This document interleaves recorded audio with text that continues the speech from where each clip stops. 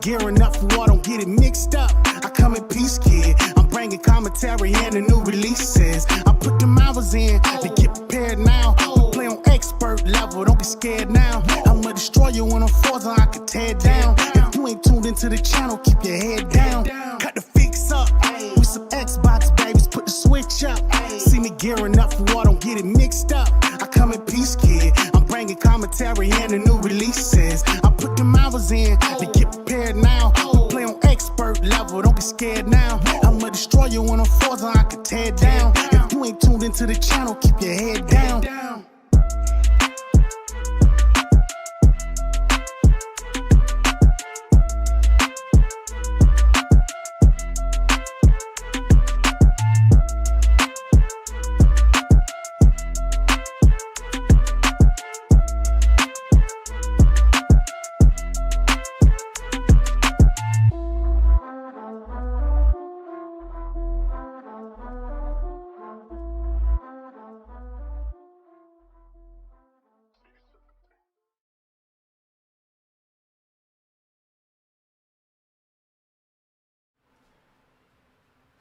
Family, thank you guys for joining us. I see you all in the chat. I will shout you all out in a few.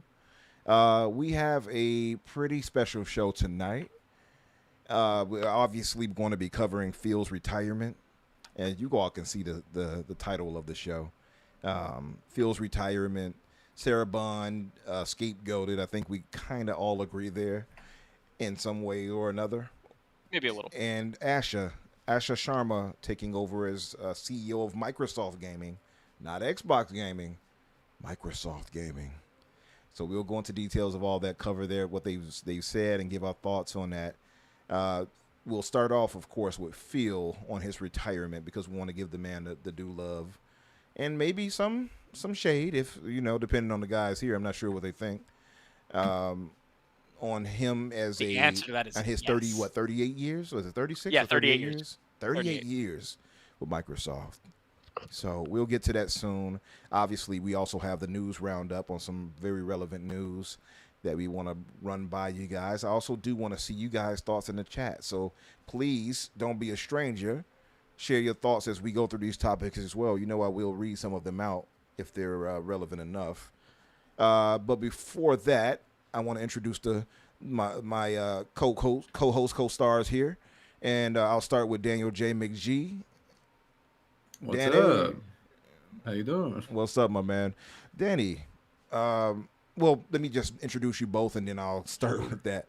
A Crusader. Stop. I don't know. I feel more what was that? energized to talk about gaming than I have in 2.5 years. What the That didn't hell sound is like this? Oh, what's up? What's That didn't feel like energy. What's up?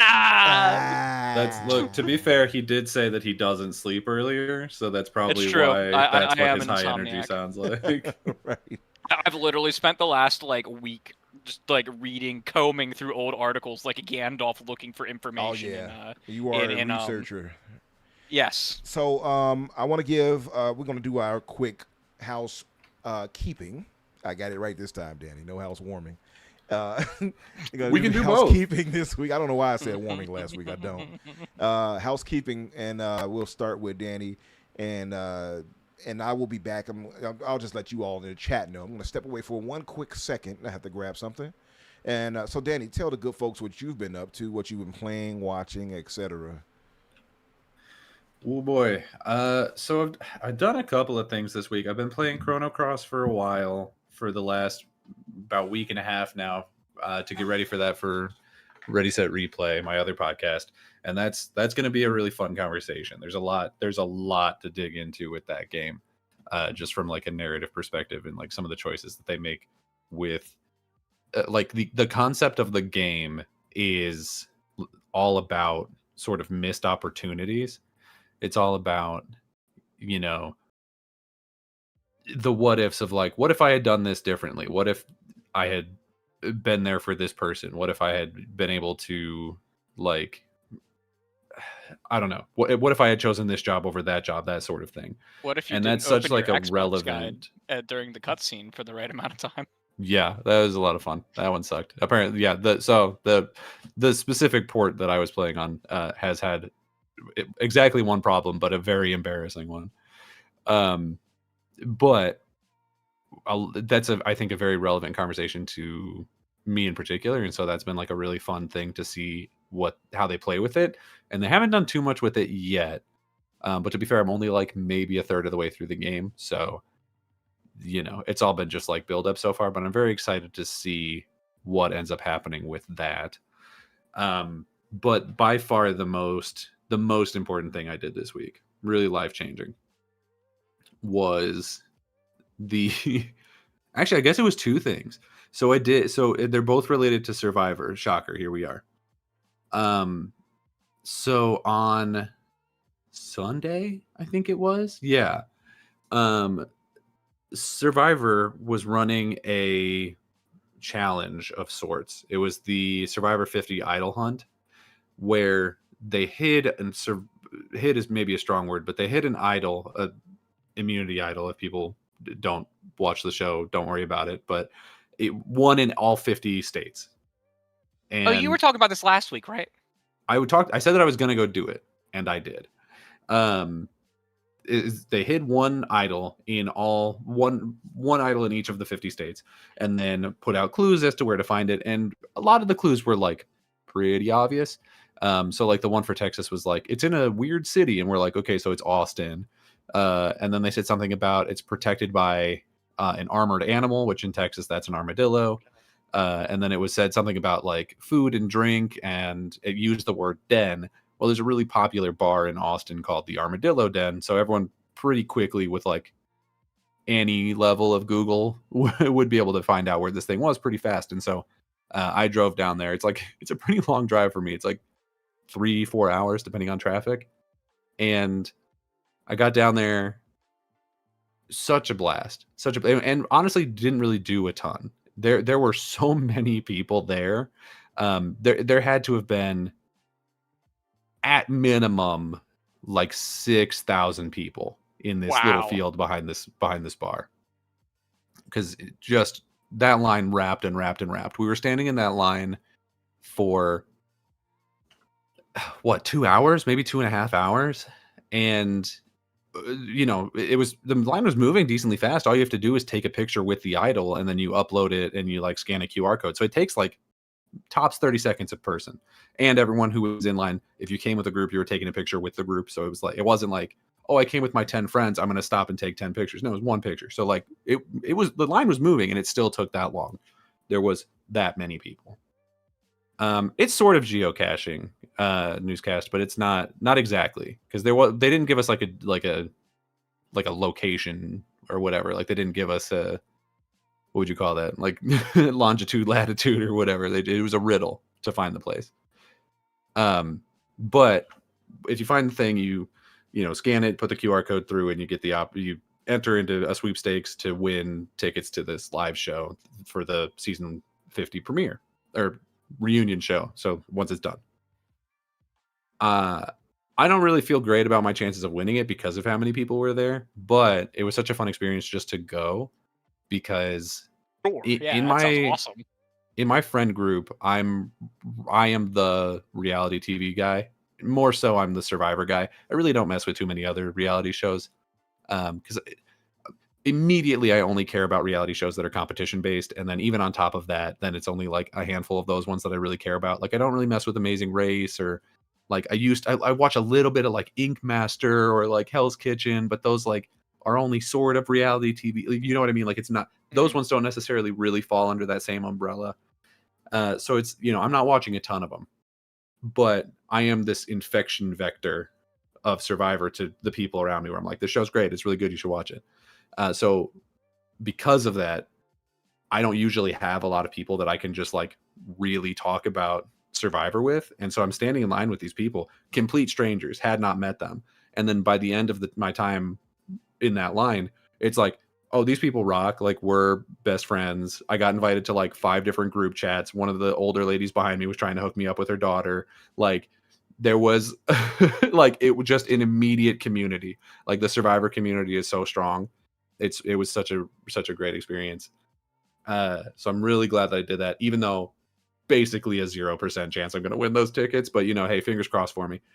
And then yesterday we got the premiere of season 50 in the hands of the fans. It's a huge season, obviously. Getting to season 50 of any show is incredibly impressive, especially a reality show trying to make it through. Specifically COVID was really hard for a lot of reality shows, so them being able to push through that was incredibly impressive. How many seasons do they do a year? It used to be just one, but recently, maybe the last 10 or so years, I guess, they've been really stepping it up. I think, well, no, they must have been more than that. I think maybe the first couple seasons were one a year, and then they did more, because it's been, so the first season was started in May of 2000. Yeah, okay. So they definitely have to have at least been doing 2 a year. It's two a year, but I think Borneo was by itself. I know for a fact that season 2 Australia wasn't until 2001. Okay. So that one was at least by itself. Either way, it's been a long time. We haven't had a returnee season in a while. The last one was season 40, and now obviously 10 seasons later at 50, we have a returnee season. And season 40 was a huge one. It was Winners at War. So everyone who played was a previous winner. It's been a long time, and people view sort of the post-COVID season 40 to now, as almost a different show. Like it's called the new era. It's a whole new, a lot of things have changed. They changed the duration of the game. There's a lot more idols. There's a lot more like advantages and strategery going on. And I think that's really exciting. Some people sort of fell off, but it's a give and take. They keep the show fresh. This season has started so well. I'm so excited for it. it's one of those things where you look at the cast and it's all of these people who I love, and then like a handful where I'm like, they're not my personal favorites, but I'm sure somebody loves them. And so I knew going in that the person who got voted out first was gonna hurt. Like, it was gonna suck. And it did. The person, I won't say who got voted out. They weren't like one of my favorite people. They weren't a person that I thought was probably destined to do particularly well on the show. But them getting voted out first is like such a dagger. But easily 75% of that cast, if they had been voted out, would have felt just the same, if not worse. So it sucks. It sucks. But what sucks worse is that somebody got injured. You hate to see this. I don't know what it is about the first couple episodes of Survivor. I don't know what it is, if it's, you know, people are hitting these challenges harder because they're, you know, they have more energy. They haven't been starving on a beach for a couple of days yet. If it's just like the excitement of it is like still fresh, and so they're hitting things harder.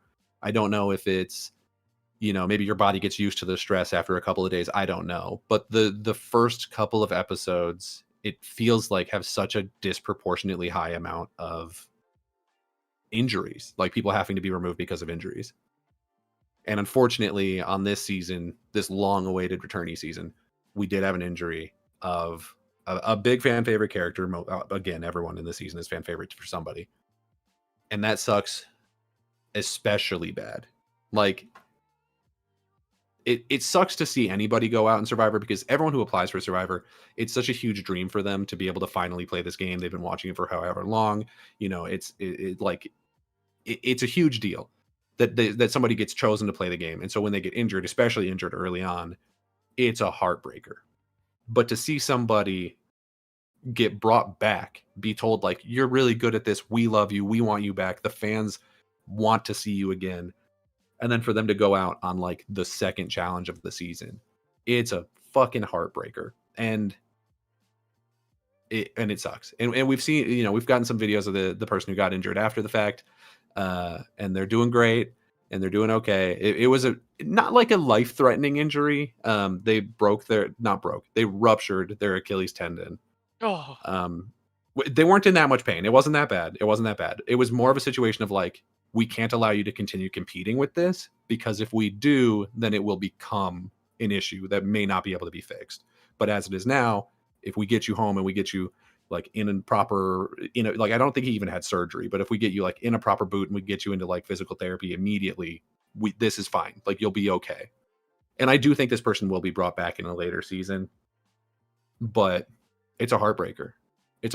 Because a lot of this person who got injured is one of the people from 40 on, one of the new era players. And so they've never gotten the opportunity to play with some of the old school players before. And I know, it hits me very strongly where like, if I had managed to get on like season 48, 49, and I was in this season and I was like, oh my God, I get to play with Sari and Colby and Stephanie and Jenna and like all of these people who I've been watching literally for as long as I have been watching anything. And on day 3, I'm busting my Achilles tendon and I can't play with them anymore. I would simply pass away. I would die. You just evaporate. I would turn to dust as though I had been Thanos snapped. It would be such a absolute heart-wrenching, like, just a break. He took it a lot better than I would have, let me tell you. But you know, it is what it is. The season is looking like it's going to be really good. A lot of the things that that we're seeing, a lot of the like interactions between the different players are so funny and like really entertaining. It's everything that we want. It's just that like, because we love everyone who's on this season, every time somebody goes home for any reason, it's going to hurt so bad. So it's like, it's such this double-edged sword. But I can't wait. I simply cannot wait. All right. Well, I heard a bit of that. I heard a bit of it as I was stepped away rather. Season 50, you say, huh? Sheesh. Season 50. It's a big one. It's a big one. That is crazy. Yeah. What about else? Anything else you have been? I heard you say something about you I heard something earlier, but did you play? Yeah, I'm also playing Chrono Cross, but I'm only like a third of the way into that, so I don't have a ton to say about that one at this point. Okay, cool. So, Crusader, my man, what have you been up to? What have you been playing, watching, etc.? I have been playing Final Fantasy V. Final Fantasy V fucking rocks. Oh man. I love Final Fantasy V, which I don't think is that big of a hot take. For once, a Final Fantasy take that's not a super hot take. I actually might be my favorite one that I've played so far. I'm really, really enjoying it. The story is perfect amounts of like good to like nonsense. Like some of the dialogue is just funny. And like bad, and then like some of the moments in it are like heart-wrenching. So loving Final Fantasy V. I'm like almost at the beginning of Act 3 of it. How many acts is it in the? Three. Oh, so you're So almost basically, at the end. there's yeah. So to not spoil too much, you basically go to 3 different like worlds in it, and I'm about to go to the 3rd world. Spoilers. Well, if I had described them more, then it would be real spoilers. It's like 35-year-old game or something. Yeah, right. Yeah. I don't, but like, you know, I truly am I like really, really liking it. And I know you haven't played all the classic ones, so I don't want to spoil the I haven't. more for I you do than intend to though. anything. I have part 1 and 2 already installed. I will be getting to those as I can.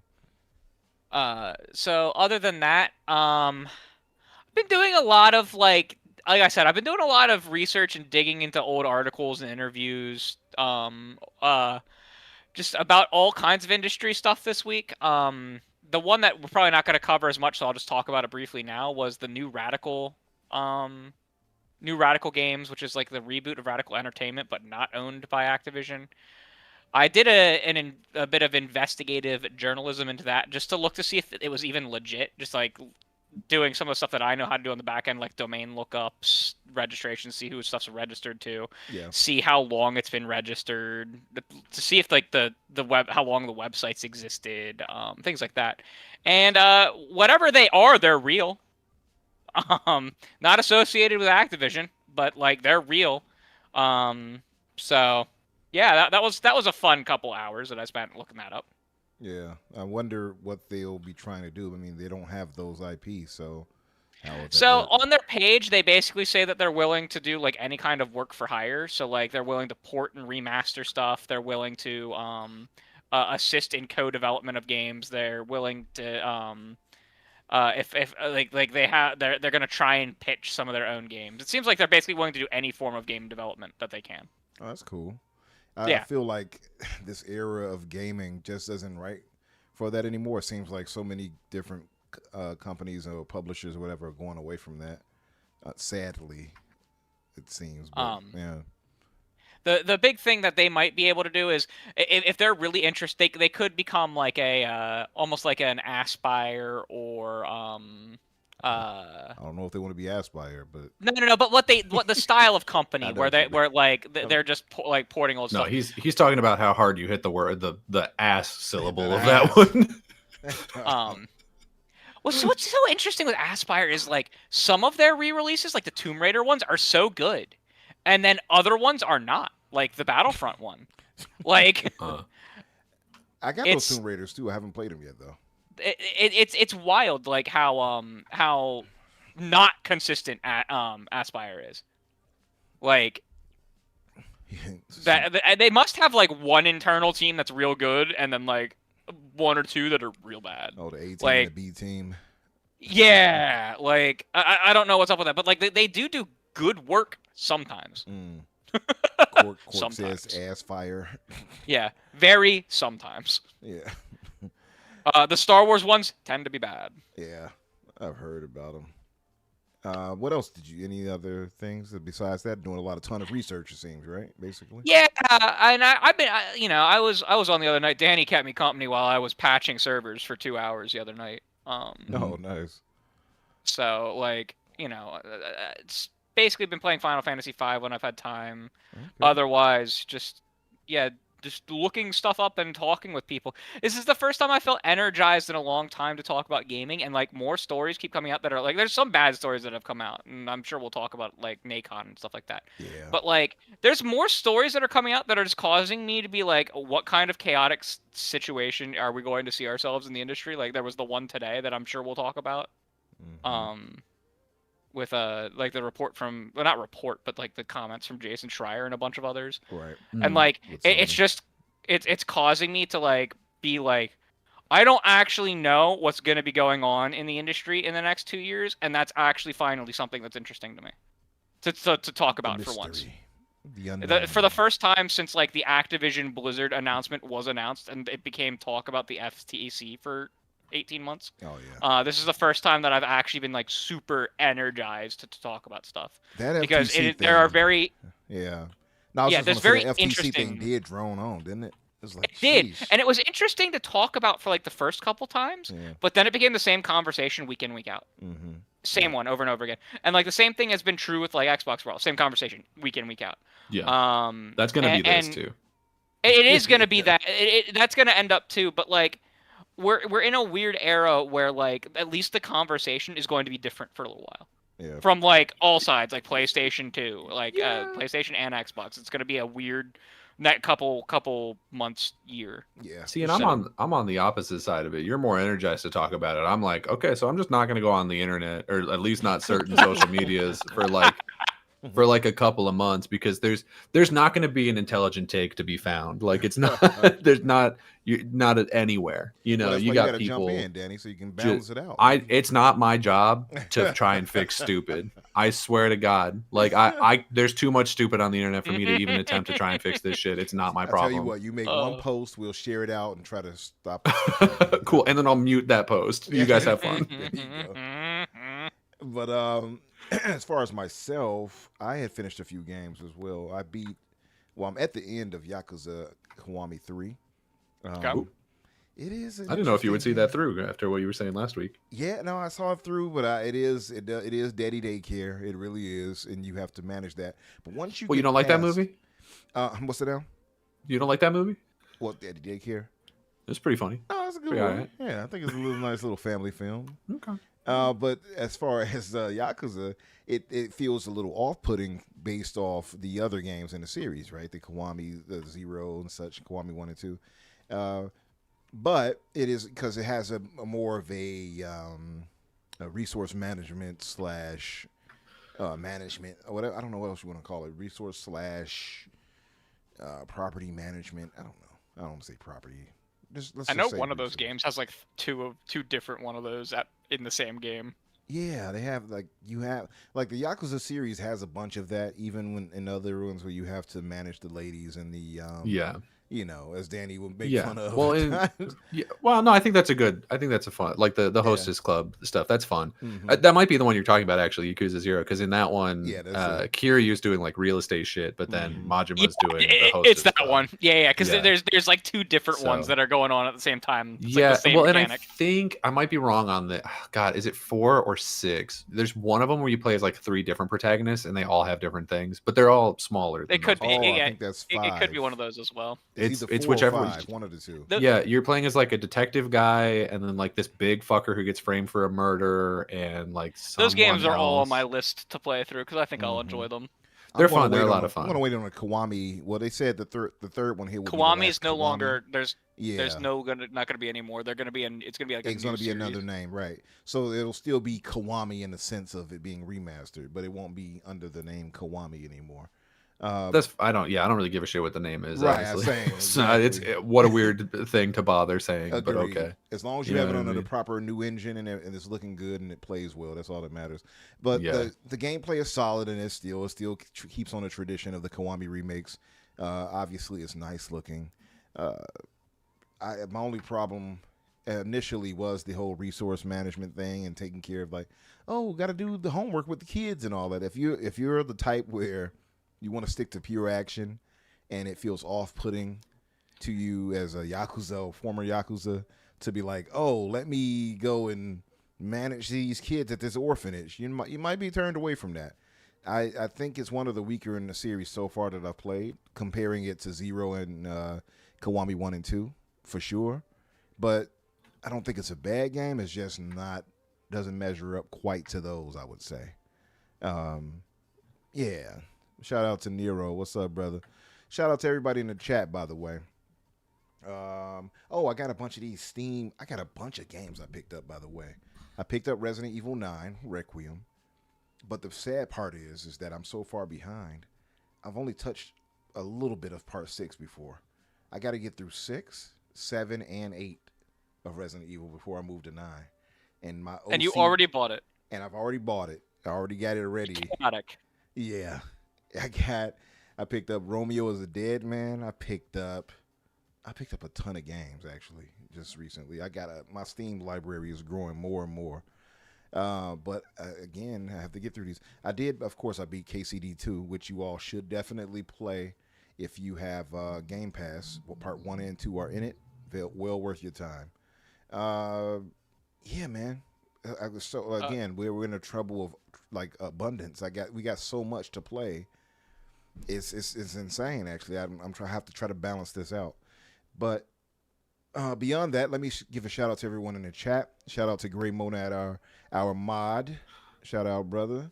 The first man here, the game adaptation newscast, who was also a guest with me last week on Nero's podcast with Red Dead Panda, which I was an hour late for. Overslept. Not the Slumbra. Not me. Striking again. The Aim Down Sights podcast. Shout out to you, brother. Who else is here? So, Stilo, what's up, brother? Nerds, my brother. Soil Tech, Biff, Rinaldi. Who else is here? I saw a few other people. I'm sorry, I have to look in a bit.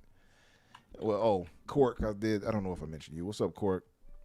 And whomever else is maybe roaming around watching us too. Appreciate you guys. Shout out to the brother Corkenstein. I see you, brother. Cork, hey, listen, Cork was added to, shout out to Ben Kenobi. He did this little wall thing for Asha Sharma, where he was like, yo, welcome to Xbox and everything. This was a bit of contention on the old GCP Discord. They was like, wait a minute, Umbra, I thought you moved on and you weren't caring about Xbox like that. Then why all of a sudden are you being added to the wall? So Ben Kenobi hit me up. I wonder which K9 named person in that chat would have said something like that. So named for a Book of the Bible person, you know? Yeah. So they held me to the fire basically because Ben Kenobi hit me up and said, "Hey brother, I didn't mean to exclude you. Want to add you to the next graphic he does." I'm like, "Yeah, sure." And it's kind of funny because in my head and in my heart, I'm kind of like, I'm Team Sarah though. Little does he know. And I'm like, but still, yeah, add me. And they like, wait a minute, why are you being on there? Are you pro Asha Sharma now? I'm like, no, it's a reason for this. It's a greater good. It's for the greater good.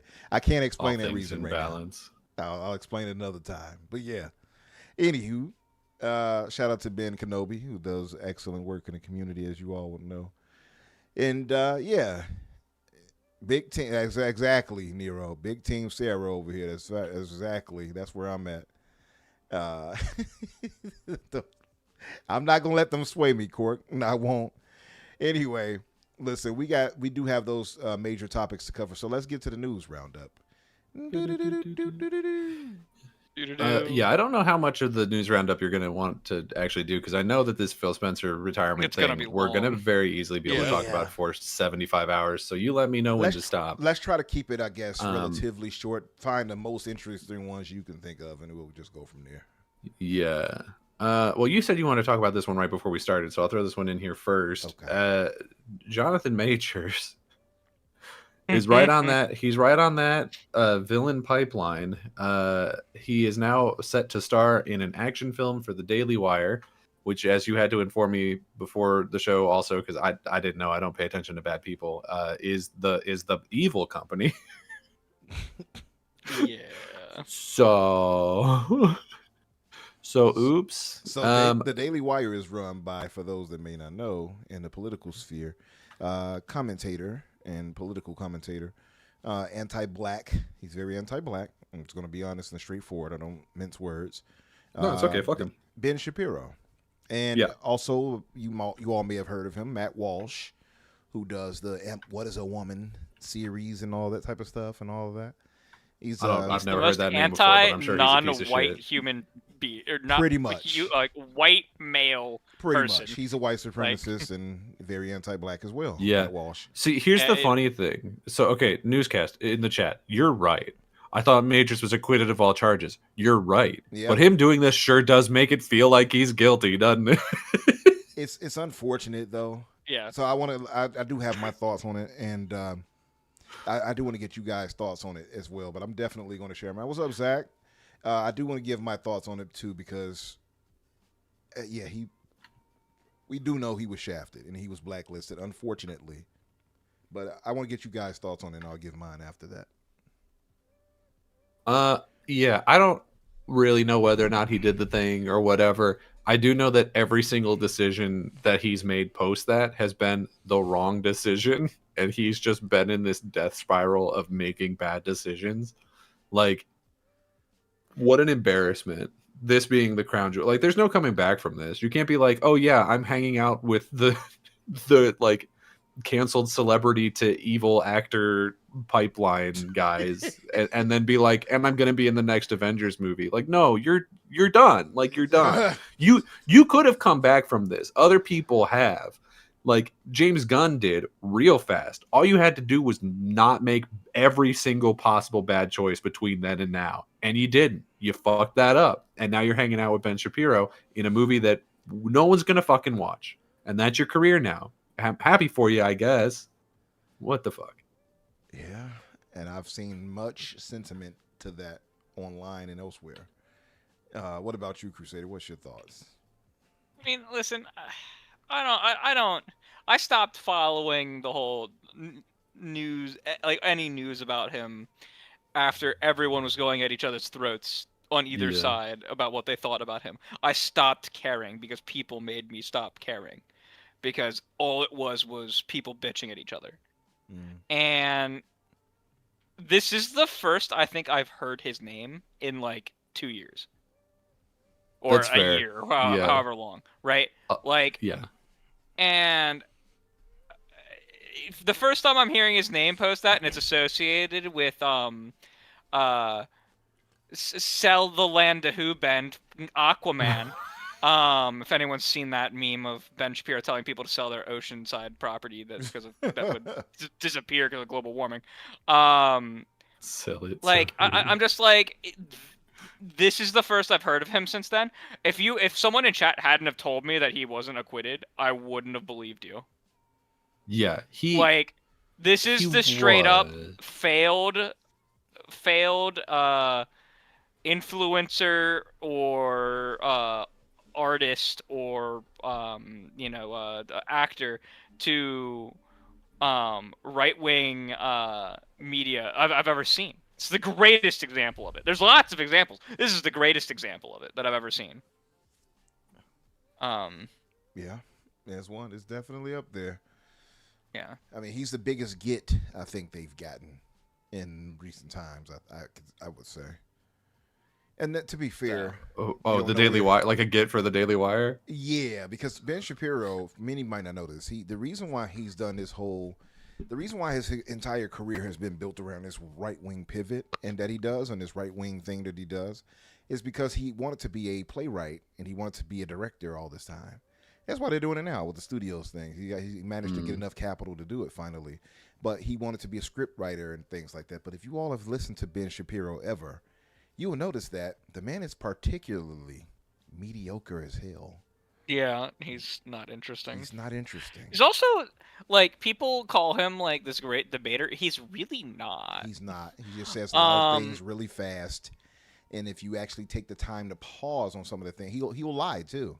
He'll lie in between it, but he speaks so quickly, and he's like, yeah, well, I mean, if you look at this, if you don't pay attention and you just let him speak, yeah, he'll make you think, oh, this man he can cook. But if you actually stop and slow down some of the stuff he's saying, you'll realize, oh, this this guy's lying. You know, Or he's just like being very vacuously true. Like for example, when he was like, "Well, if the property, if the property is gonna like go down in value because of global warming, then just sell it." And it's like, sell it to fucking who? Like, who's gonna buy the property Lex that's gonna Luthor, of disappear course. because of global war? Like, at least make your arguments make actual sense when you like put any form of like critical thought against them. See, but the thing And is, but he that's what knows he his relies on, audience. people not putting critical thought Exactly. against. He knows his against audience. any He of knows it. they're not really going to search. They just trust No, what he's yeah. saying. Right? No one's gonna look for it. He has built an audience that is either too stupid or too uninterested to bother trying to find like Yeah. a corroborating source or a second opinion. Ugh. That said, this is my thoughts on it, and I do not like at all that Jonathan Majors is going over there. This is the problem, however, and we had a strong talk about this on the GCP Discord, and I do hope that K-Asante and Everborn speaks about it Saturday on their show. I like Jonathan Majors. I do believe he was a bit shafted. I don't think Disney shafted him, to be fair, because they gave him time. They gave him time before they just said, "Oh, we're firing you and getting rid of you." They gave him time. Well, and we'd heard rumors that they were trying to bring him back for Doomsday. I don't think they're going to do that anymore. Yeah, not if he's doing this. It's possible. You never know. I mean, we did see the Gina Carano situation. However, that was doubled because Elon Musk also helped. Yeah, and she was not acquitted. Right. Now, she actually did for sure. The anti-Semitic stuff and all that. But yeah. But so this is the thing. I like Jonathan Majors. I want to believe that. I mean, from what we know, from the evidence we saw with how he tried to run away from her, and ultimately they got him because he put her back in the car, so that's technically battery, right? I thought that was a little stupid. I was like, oh, come on, y'all, like seriously. But it is what it is. And I didn't like that. I found it sad that he's literally trying to get away. What's up, Assassin? He's trying to get away. He literally runs from the woman. She admits to lying, and maybe that was under duress, maybe pressure, whatever. But she admits to lying. We do see her go to a nightclub right after. So she's saying that, this happened to me, but you're partying as soon as he gets away from you. So there was just a lot of questionable things in that case. The problem is, and this is the thing, like I give him some leeway here because acting is his bread and butter, right? And if you're being blacklisted by Hollywood, what can you do, right? Unless he wants to go try to work a regular 9 to 5, maybe do some theater work, I don't know. But if he's used to making big figures, so what do you do if you're not able to land roles on a reliable basis, and you have Ben Shapiro over here who's offering you he does something? Sound like that. You might take it, and that doesn't mean that his politics aligns with Ben. I would doubt that Jonathan even knows his politics. I'll be honest. I think he's more.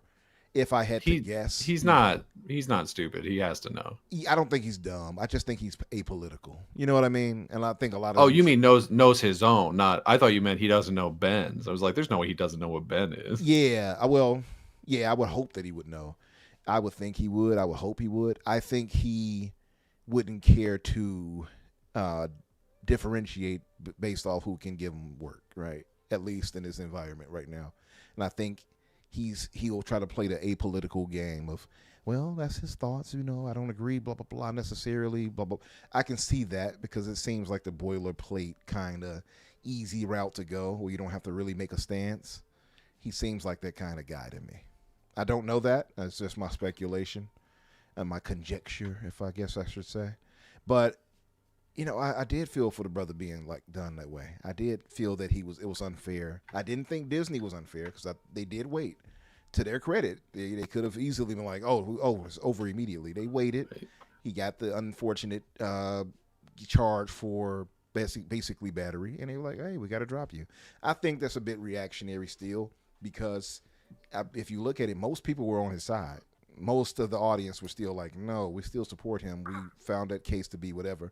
But Disney's going to protect their pockets. It's a business. This is what they do. Well, yeah, and like if like they can't just continue ahead and pretend like he's gonna be in their movies, Right. when they don't know if he's gonna make bail, like Right. They don't know if he's gonna be legally able to. yeah, And so like at a certain point, like because it took so long, they had to move on without that character, and it's gonna look at what the huge pivot that it's had to lead to is like. That's the reason why we're doing Doomsday. That's the reason why we've got all this, frankly, kind of a hot mess of all this multiverse shit coming together in a way that they didn't intend for it to when they started it.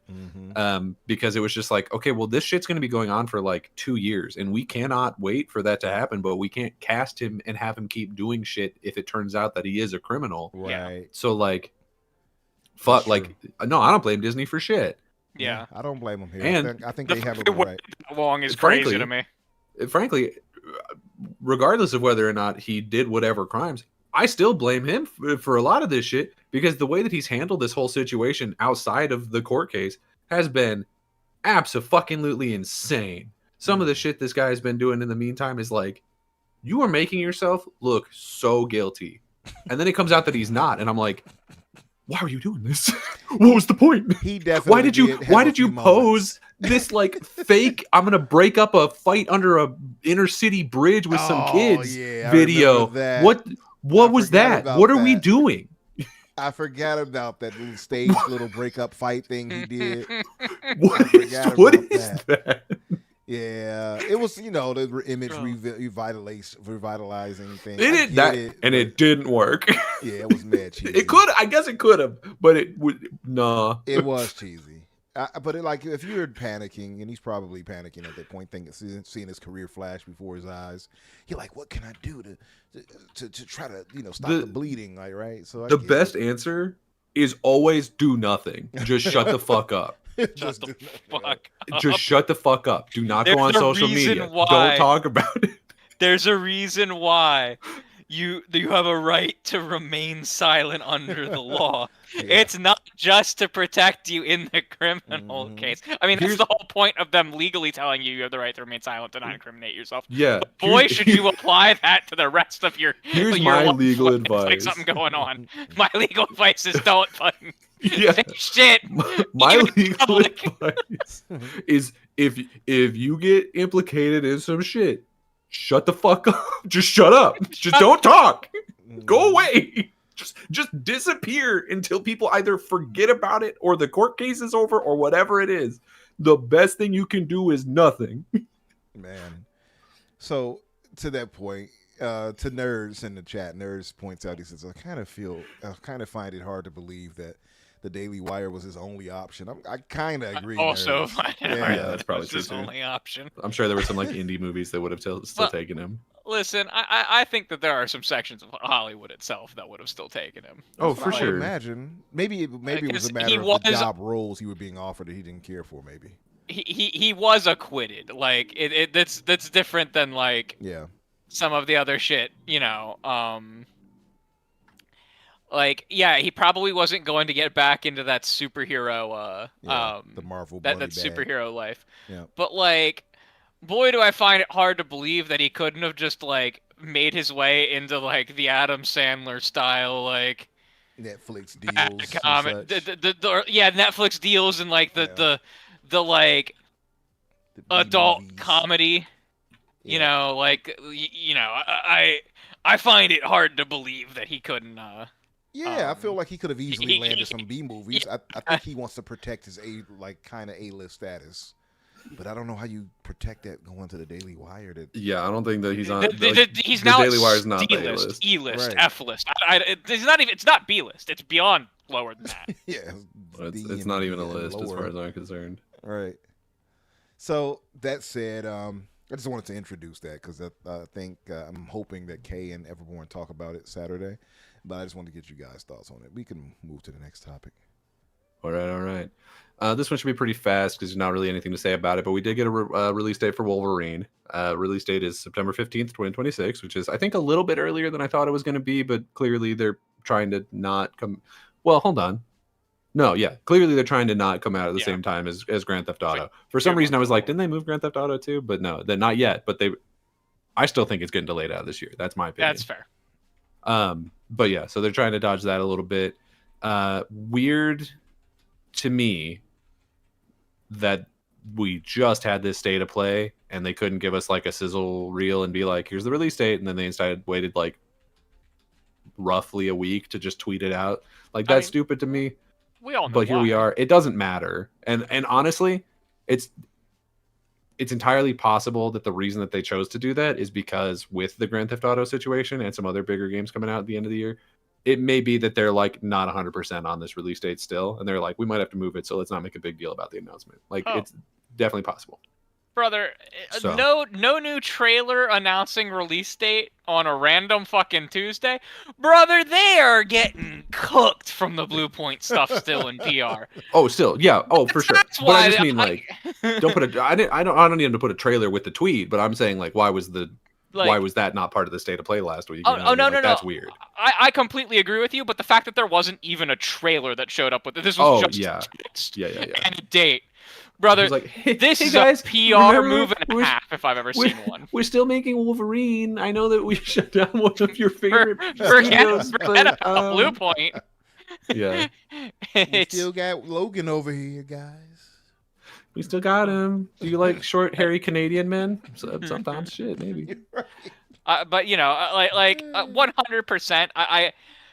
I genuinely can't look at this. Like, no one will be able to convince me unless I see some documents that prove that this was always going to be announced this way. That this is not a PR. Please stop talking about Blue Point.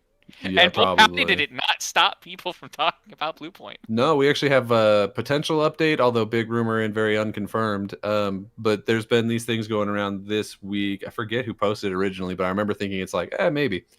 Of like,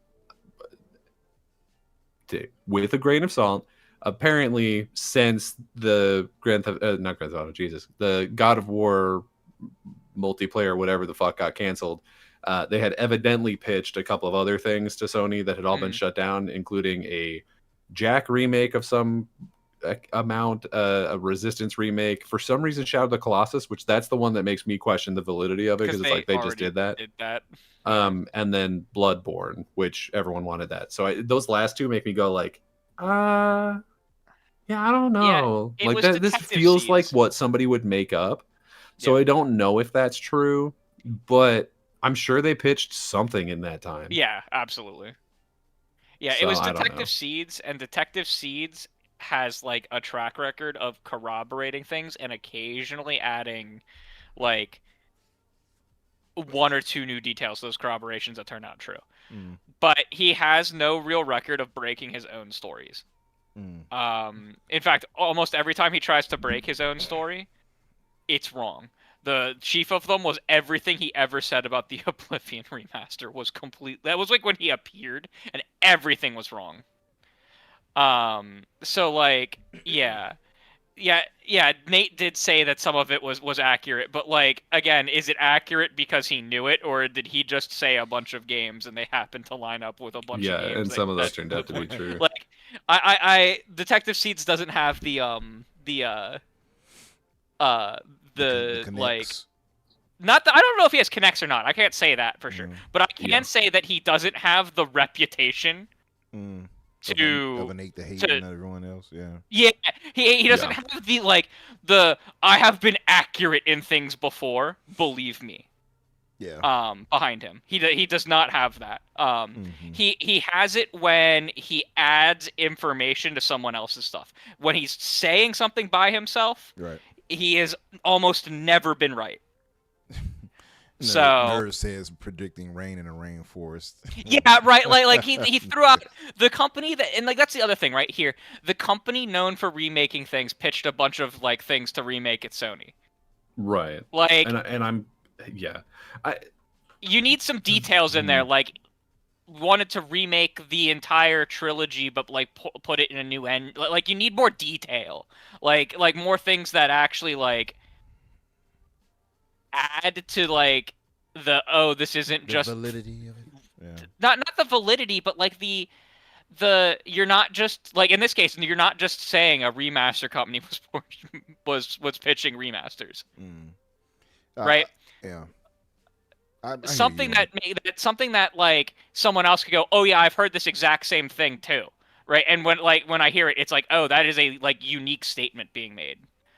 That like is something that is like verifiable. That lets me know that they knew something that like someone else didn't. I hear you. I will say this. I've been friends with, I'll say friends loosely, in that we both follow each other. Detective Seeds, for a good while now. He's always struck me as a good guy, and I don't want to like besmirch him or anything like that.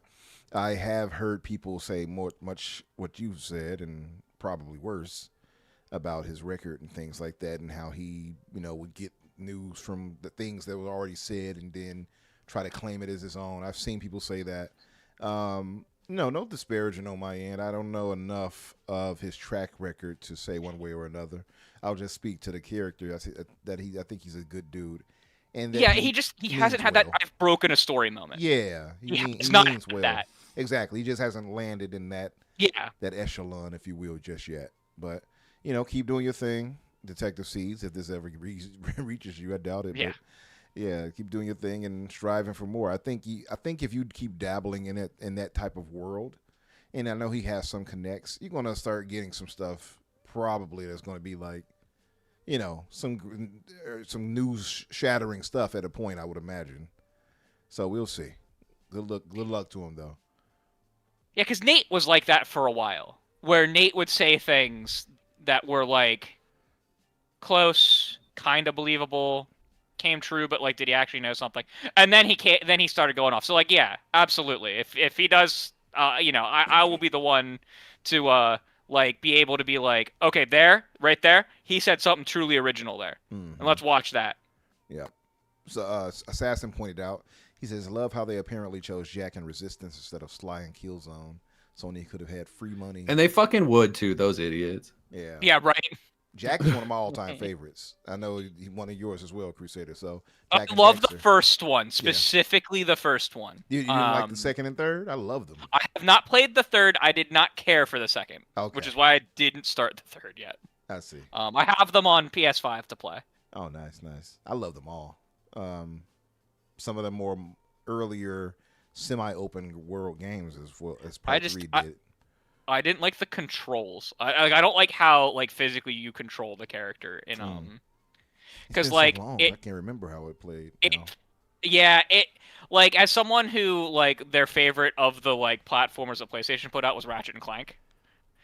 Yeah, controlling the character and shooting the gun into feels really bad. Like there's no strafe button. But you know what feels perfect? Sly Cooper. That's right. The man, the myth, the legend. Yeah. Fair. I also do really love Sly Cooper. Like Sly Cooper is like one of my favorite PlayStation franchises. Probably number 3. Sly is it's a shame. My little cousin loves it's a shame. Sly. I know. It's a shame that they'll never touch it again. 2 of my 3 favorite ones are like basically dead with Ratchet and Clank, Sly Cooper, and I mean, listen, we'll be getting Horizon Slop for forever. Right. But like, I thought you were saying because Destiny's like. Oh, I guess Destiny is theirs. Yeah, they also have that. I kind of forget that is yeah. Mm-hmm. And they're killing that right now. No, the face of your not in the good kind of quite killing. Literally, yeah. But quite literally. Nerd says he's a good dude talking about Detective Seeds, but his focus has always been on getting an audience and growing more than accuracy. Yeah. It's the same problem Xtas has, except Xtas is just wrong all the time now. Is he wrong all the time now? The only thing that the only thing ever historically that he's gotten right is Game Pass stuff, and I'm fairly certain he doesn't even have a source for that. I'm pretty sure he just has like he knows where to look at the back end of Microsoft's website to get the like web pages that they're going to post early. Because I didn't there used to be a way to do that. And I used to know how to do that. So like I would know like a week early because Microsoft had put it up on their site early and you could see it. Like I'm fairly certain he has a way to do that, and that's how he gets that information. But that's like the only thing that Xtas ever gets right. Assassin asked a question. He says, How would the panel feel if Team Asobi was working on Sly 4 instead of alongside Astro Bot 2? I would buy a PS6. That'd be crazy. That'd be crazy. I'd be thrilled about it, but that's for sure not happening. Yeah. That's an announcement that would get me to buy. Like if they were like a new Sly Cooper for the PS6, right away, instant buy. Like that's why I bought a PS5 cool. was because they announced the Ratchet and Clank game at the first announcement for the PS5. Yeah, I think you're like the only genuinely the only person I've heard that had Ratchet and Clank matter so much that they would actually get a console for it. Truly, it was I legitimately during the show was watching it with my friends on Discord. We were watching the show, and I was like, and they showed off Miles Morales. I'm like, well, there goes all the hopes for a new Ratchet and Clank game. And then they showed Insomniac's name came up again, and I went, what? And they showed off the best looking Ratchet visually, the best looking Ratchet and Clank game. Probably the gameplay was the second best one. Yes, one of the most beautiful 4 or 5. That I had seen, and I was like, what? I guess I'm buying this now, and I couldn't get one day one, but it was okay. The game didn't come out day one. You hit him with the Scooby Doo. I was able to get that, and that's because I didn't have a PS4. I played the remake of Ratchet and Clank on that. Oh my god, That's I was so happy. Tim the Tool Man Taylor. That's Scooby. Hold on, let me do Scooby. Hold on. No. Not That's- it? Right. Tim Allen. There you go. All right, there we go. Scooby's like Rutrow. You're doing like Tim the Tool Man That was Taylor Tim. shit. That was kind of Timish. Yeah, I agree. After I heard it, I was like, yeah. You were doing this. I already knew where you were going with it. That's the funniest part. Do it again, Crusader. Yeah. You already had that on your Why do soundboard. you The have that? fuck? I am in, I think, 40 different Discords, so I have access to like man. a trillion different soundboard buttons. Jesus Man, Christ, you DJ found it over fast here. too, though. That's Right. great. There's a search button. I just searched Alan. Alan. I didn't even know you could do it like that. Oh, I see it now. Yeah, you can search all like through all those soundboards. I have no some idea until favorited you said that for- you can search. Yep. I have some favorited for stuff like I am what you made me. Yeah. but Wow. you know. Look at There. That's fair. that.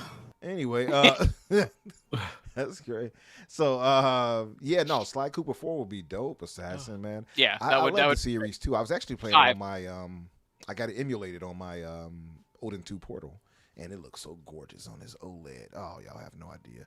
But that said, Sly yeah. 4 came out for the PS3. It'd be Sly 5. Yeah, for sure. And my cousin Joshy, shout out to my cousin Joshy. He loves Sly Cooper. Matter of fact, he shared something with me the other day about some like, I guess, AI created image or something. I don't know. Oh. It shows Sly like in dust and such, like he was dying and PlayStation wasn't using him. I was like, oh. He always often talks about it, and he plays other games now, but he often brings that up. So I can see that being landing well. I really do wish, and I know, Danny, you spoke on it before in the past too, on just how like Sony refuses to use their old IP. It's sad. They won't. The only place where you can see a lot of it is ironically in Astro Bot. Yeah. What did you you- say it you was? know- The graveyard or something like that? What did you It's say? the it's the graveyard of broken Yeah. toys or something. Oh, Yeah. is it like the island of misfit toys? And, Yeah. If if you have an Astro Bot like bot, and you're not a game that came out in the last 10 years, I feel like it's just a sign. Like it's just like salt in the wound. It's like, we remember you exist, but we're not. Hey, guy from Legend of Dragoon or Dart from Legend of Dragoon. Right. This is all you are now. You're just a memory. Ape Escape Monkey. I hope you enjoyed being here. Back to the mines with you. Yeah, right. Get back in there, boy. Monkey going crazy. Get back in there. And I love it because the implication is like, these are the because the ship is the PS5 and all that shit, and it's like, these are the things that power the PS5, all the things that we've thrown away. I'm like, great. Awesome. I don't know why. I just want basic ports of most of the games at this point, man. Like, I don't need anything fancy. I just want them to be available to play. You know what they could do? Being real. Toys for Bob is a free agent now. Now, they still have the contract with Microsoft for this one game they're working on, which is likely I think it was Spyro. I think it was. They've just made it pretty clear that they don't give a shit about doing remakes. I don't know that now's the time that they're gonna be reaching out to Toys for Bob. That is true. I mean, If they were that's not interested in necessarily that, they be a would have remake, just though. let Brother, they did you would just let Blue Point go, and they would have done the same thing that Microsoft is doing with Toys for Bob. Did you see that the German PlayStation Twitter tweeted out what PlayStation game would you like to see remade and had to delete it in under 15 minutes? Oh. This is post Blue Point. Oh, wow. That's very funny. But like they could even make a new one. Rip because, Bozo. Toys for Bob did make Crash 4 and such. So like they could make it just a new game in the entry in the series, right? Like I trust Toys They for could. Bob Oh, to do it. Toys for Bob definitely could. I'm just saying I don't know the PlayStation's reaching out. Yeah, I don't think they are. I mean, I would love for them to. It's sad that they. It's not a sad dad game. Yeah, right. And it seems like ever since the PS4, that's what pretty much ruined the formula for them with that. Unfortunately. Ever since my little baby coot died, I've never been the same. Right. Now I have to. Assassin says, "Is it Sony that doesn't want those IPs to come back, or is it the studios who don't want to make new games in those franchises, and Sony doesn't want to force them?" No, So, it's definitely the first both? one because we know for a fact that like Sony has shot down multiple ideas for like going back to old franchises, namely from apparently Blue Point, but also for sure Sony Bend. They were pitching both a Siphon Filter game at one point and obviously Days Gone 2, stuff like that. Sucker Punch is now locked in tight doing the fucking Ghost stuff, so we're never going to see Sly from them. And Insomniac is a Marvel studio now, so it's you know, it is what it is. Marvel Whorehouse, I believe, is what I called them. Yeah. And like, here's the thing: it's like, new games, like they may not want to impose on the original creators and have someone else make a new game. There is a somewhat a level of respect that has like historically been shown, but getting the old ones put on the system is a whole nother story because you do not need the original developers. Like, you need their input slightly for that kind of stuff. And like they're not even really doing that outside of like one PS Classics game a year that like actually matters. Like Sly Cooper, the Sly Cooper games came last year, and that's like it for PlayStation recently. So since we're on this Sony news, maybe we could stick to that with this information we're hearing, this speculation about them with the first party titles and the single player games. Mm-hmm. I mean, that's basically the whole thing. Is Jason Schreier and a handful of others have some not fully corroborated, but like where there's smoke, there's fire, but they're just haven't fully locked it down yet. That PlayStation is evidently looking to either roll back or entirely stop porting their single player titles, at least to PC, because I guess they don't want that money. No, it's JK. We all know it's literally just to stop their shit from going to Xbox next gen. Probably. That's all it is. And frankly, like. if I'm an employee at a certain PlayStation studio and you just closed down Blue Point and now I'm hearing that you're taking away porting work and I work at Nixus, I'd be how scared am I as feeling today? How am I feeling? Bad. Also, it should be noted that Jason did say that this is more than speculation. It's just, I think he said something along the lines of, it's just sometimes on the podcast, things that I'm working on get talked about before I'm ready to publish an artitle. Yeah, there's an article coming on this. There's more information to come. Yeah. I'm sure a lot more like specific details. And note, Jez talked about this, that he had heard this but wasn't able to get any form of real corroboration or sourcing on it back in October of last year. Which is crazy because I heard recently that he's just completely in the bag for Xbox and that he doesn't even care about that he anything doesn't. outside It of isn't an interview, and that like it should have gone to like someone else. Yeah, it's kind of funny that they think about that him that way. But I want to ask, that being the case with this, what do you all think? Like, just speculation-wise, if this is to be true, which it could be, what are you guys' thoughts on why Sony would go that route and go backwards, so to speak, on that? Oh, it's 100%. I mean, I already said it. It's to spite Xbox. They're cutting off their nose to spite their face. I think that it is a fear that with the combined Xbox merging to a PC/console hybrid, the Switch 2 being able to actually play most third-party games, or that third parties are going to develop their games so that it will run on the Switch 2 because it's powerful enough. Well, did you see the Jeff Grubb thing? That they had gotten Gran Turismo Gran Turismo 7 up and running on a Switch 2. So they at least at some point were looking at maybe doing that. I don't know if they were looking at porting it or if they were looking at the viability of the platform. Strictly speaking, Gran Turismo may not fall under the jurisdiction of single player games, so that one could potentially still be. Yeah. And also like we know that they have like, or at least it's been reported a bunch of times that they are looking at bringing out a handheld. They could be using the Switch 2 as not like well, Nintendo got so much right. What like how do we do that right with a handheld, right? And so they could also be like, it could have been put up and running on it so that they could like use a successful handheld to figure out like how to make their own. And it was only ever meant to be an internal thing, right? Never was gonna any intention to release anything. That's entirely possible. But it is an interesting piece of note, an interesting like extra piece of information to come out at the same time. Yeah. Well, and Jeff Grubb said he doesn't know. He didn't think it was ever going to actually lead to anything, but it was interesting that they are looking at that device and had one of their games running on it. Yeah. But like, I think it's, and I do think it's more than just Xbox. I think they're afraid of Steam. I think they're afraid of the Steam Deck and the Steam machine taking not necessarily a huge portion, but a portion of what would be the console market. I think they're afraid of the PC handhelds. Again, not taking a huge portion of their market, but taking a chunk. Like a noticeable chunk. I think they're afraid of Nintendo coming in and taking a large chunk of that audience, because that audience isn't really growing. It's like, who's buying what and who's playing what and who's buying on what store. So I think they are a little afraid of losing the market share and losing the ability to sell on their own store.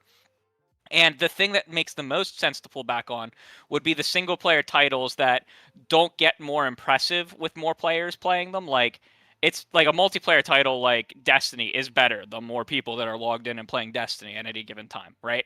That's not necessarily true with God of War Ragnarok. It's just you sold more copies and that you've made more money, but you're like the multiplayer games make more money day in and day out, and they make more money the more players that are playing them constantly, because like players are usually having a better time the healthier the population is. So I look at it and I'm like, well, that's what you would pull back. And like I was going to talk about this later, but one of the things that I had said that Xbox could do themselves to kind of match Sony was to go timed exclusives, because everything that Sony would have had would have been a proxied timed exclusive. And now that it's not, it's like, okay, are you doing this because you think if you pull them back, the money that you're missed will be made up and then some with the money you'll make on third party 30% cuts on your system? And it's really hard to say without looking at their books and knowing the reasoning why. I suspect we'll have a better insight into that when Jason puts out his article. Yeah, because I guarantee the why will be included in that. Yeah. Well, I there's no question in my mind what the why is. Like, to Xbox, the new Xbox has to be a major portion of it. Yeah, it has to be an absolute major reason to it. Yeah. I mean, this is the company that wouldn't let the Ape Escape minigame from Metal Gear Solid Delta show up on Xbox. They had to have a different minigame in the remake of Metal Gear Solid 3. PlayStation is just so scared of Xbox, and they always have been. It's like, and prove to me I'm wrong. They don't seem to have any problem porting their shit to Nintendo or to PC. But as soon as there's a inkling, I mean, I guess they ported some stuff to Xbox, and I up until this would have thought that they were going to continue, but now I don't know. Yeah. But it's like, now all of a sudden, I think that they're looking at they're looking at this future where Xbox is going to have all these new capabilities, and they're like, well, we can't match that. And if they're able to get our games without us being in control of that, like that's bad for us. So instead of continuing to make all of that money that they make on PC and would make even more once, the Xbox player base can access that, they've instead decided to make significantly less money by cutting off 1.5 marketplaces, or however you want to count that. And then also on top of that, risking, and we'll talk about this later, the possibility of also losing access to third-party games from Microsoft. Yeah, and I will say that this is something they can always undo. For sure, yeah. Well, Right? right now it's just a thing that they're talking about. They haven't even done it yet. And not even that. It's like, oh no, we've cut off porting. They can always start porting They again. just do it again, yeah. Yeah.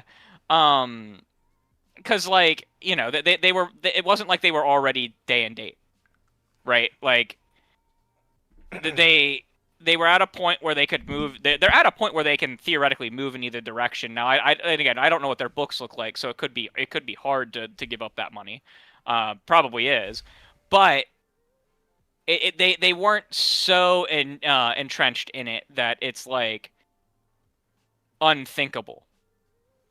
So I also don't think it's agree. unthinkable for Xbox, but we'll talk about that later. It seems like we got conflicting thoughts or results, right? Or views. How do I put this? Conflicting reports, because they were saying, oh, it brought in this much money, but now I'm seeing they were saying, oh, those numbers may not have been so true as far as what they brought in from bringing their games to PC.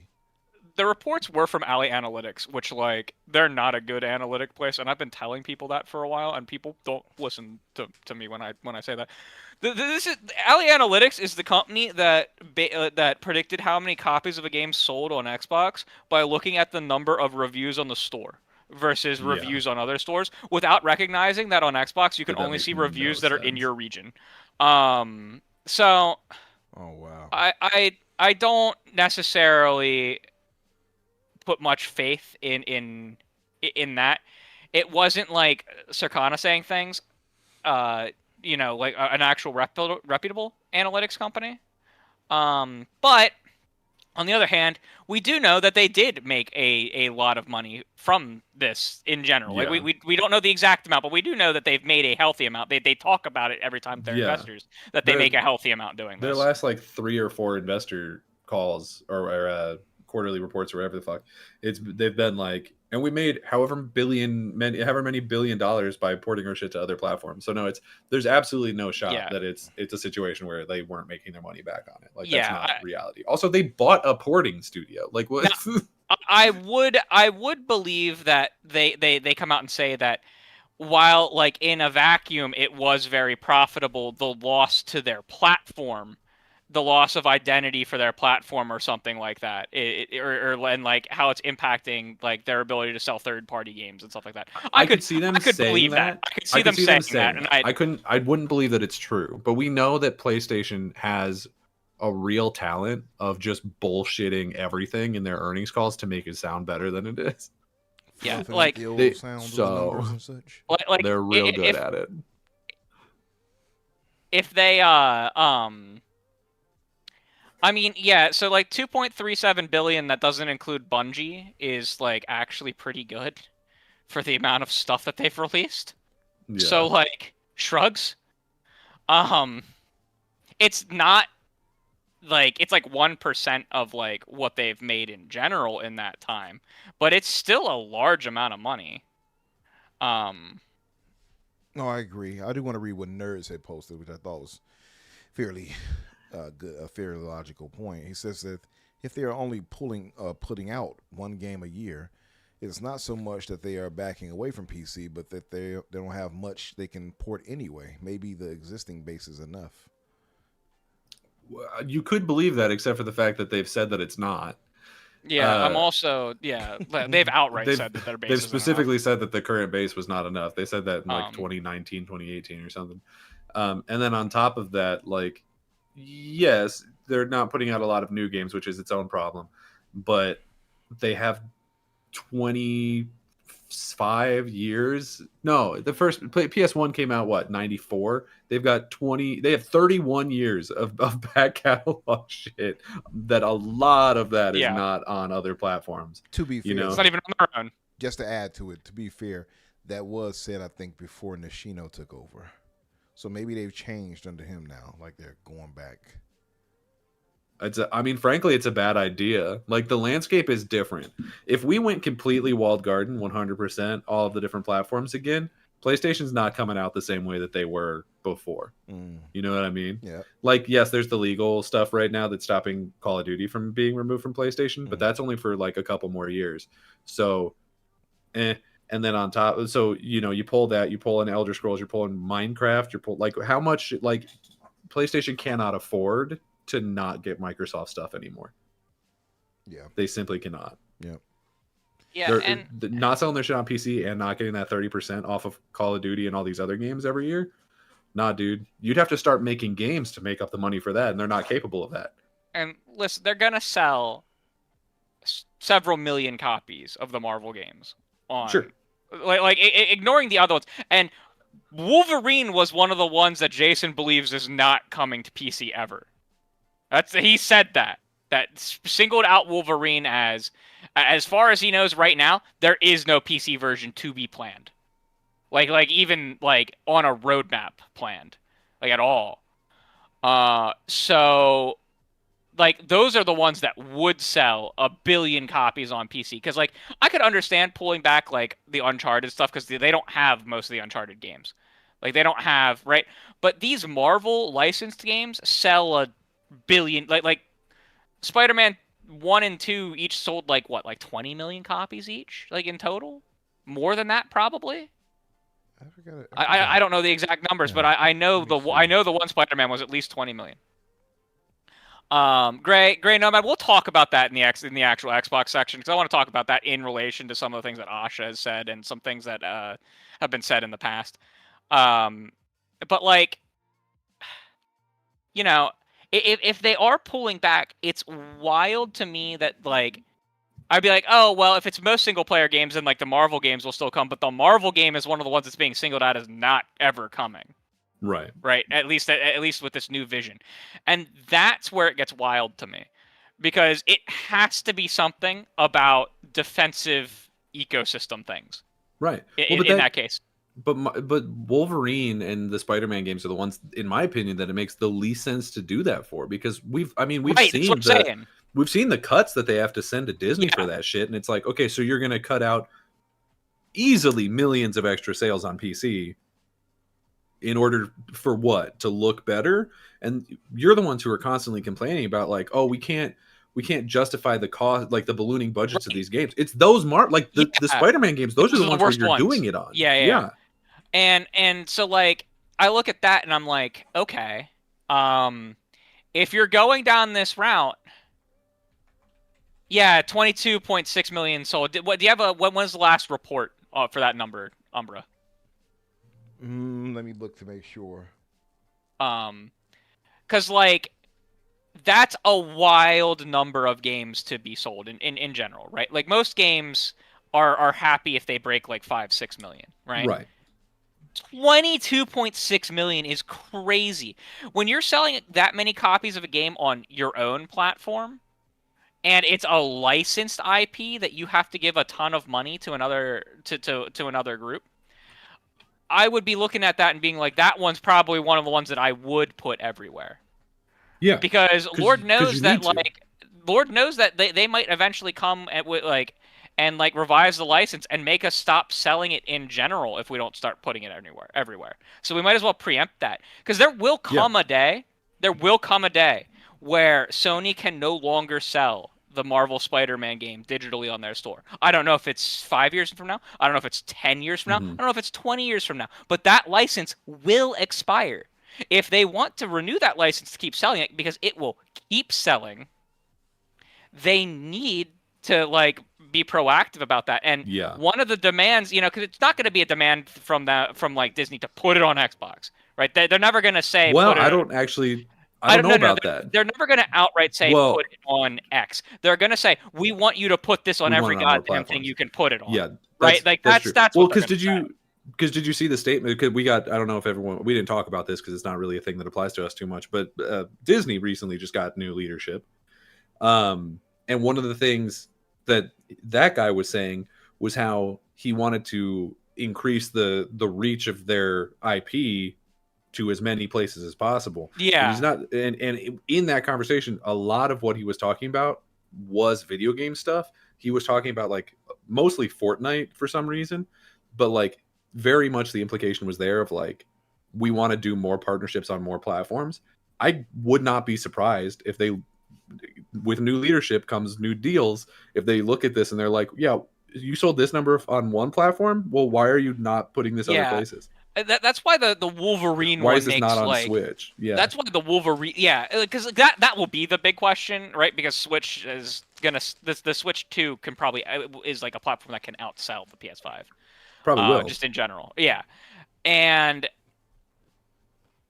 when you have licensed IPs What's like up, that, Paris? He says, "Sorry, Xbox. No PlayStation games on Magnus for you. Cancel Welfare Pass and join the greatness of PlayStation." is that Paris Lily? That's the actual Paris. thing? Yeah. He's joking for sure. That's but yeah. funny as shit. Yeah, it's like, it's very funny. It's very funny. And again, they haven't actually done this yet, so it is kind of the situation of like, we'll see. But I just can't imagine a world where their shareholders are going to be like, yeah, you know what I want? Less money. Yeah, like, so you that's have not to how believe that works. you have to believe that a big portion of this is a defensive move from PlayStation to defend their platform's reach, which is very interesting, and how that will relate to a conversation we'll have later. Very interesting. For sure. So what else we got in the roundup? Oh, all kinds of stuff. Let's see.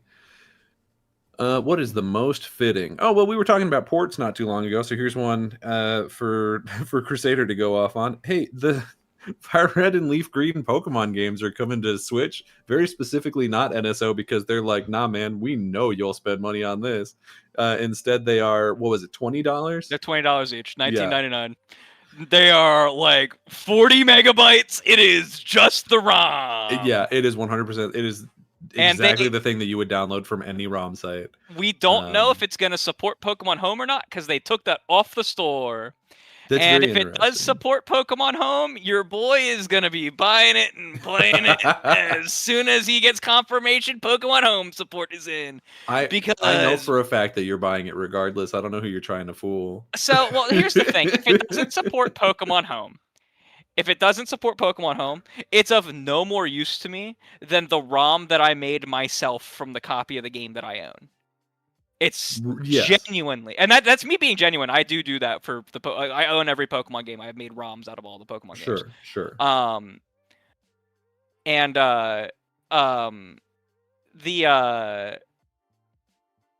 Like, it's of no better use to me than the ROM that I have if it doesn't support Pokemon Home and doesn't connect to all of the modern Pokemon games. If it does that, I told people I would have paid $30, the $30 that originally, like, we thought it was going to be when it leaked. Because Leaf Green was my first Pokemon game. Love Leaf Green. It's a great game. Will play it again on my Switch. And the Switch screen, big screen. Like, I bought a Switch 2. I'll play it on a Switch 2. That's a nice handheld screen you got there. It's bigger than my cell phone. I'll be super excited. That price is obnoxious. It should have been $10. The price is crazy, but they know that they'll. But it's crazy.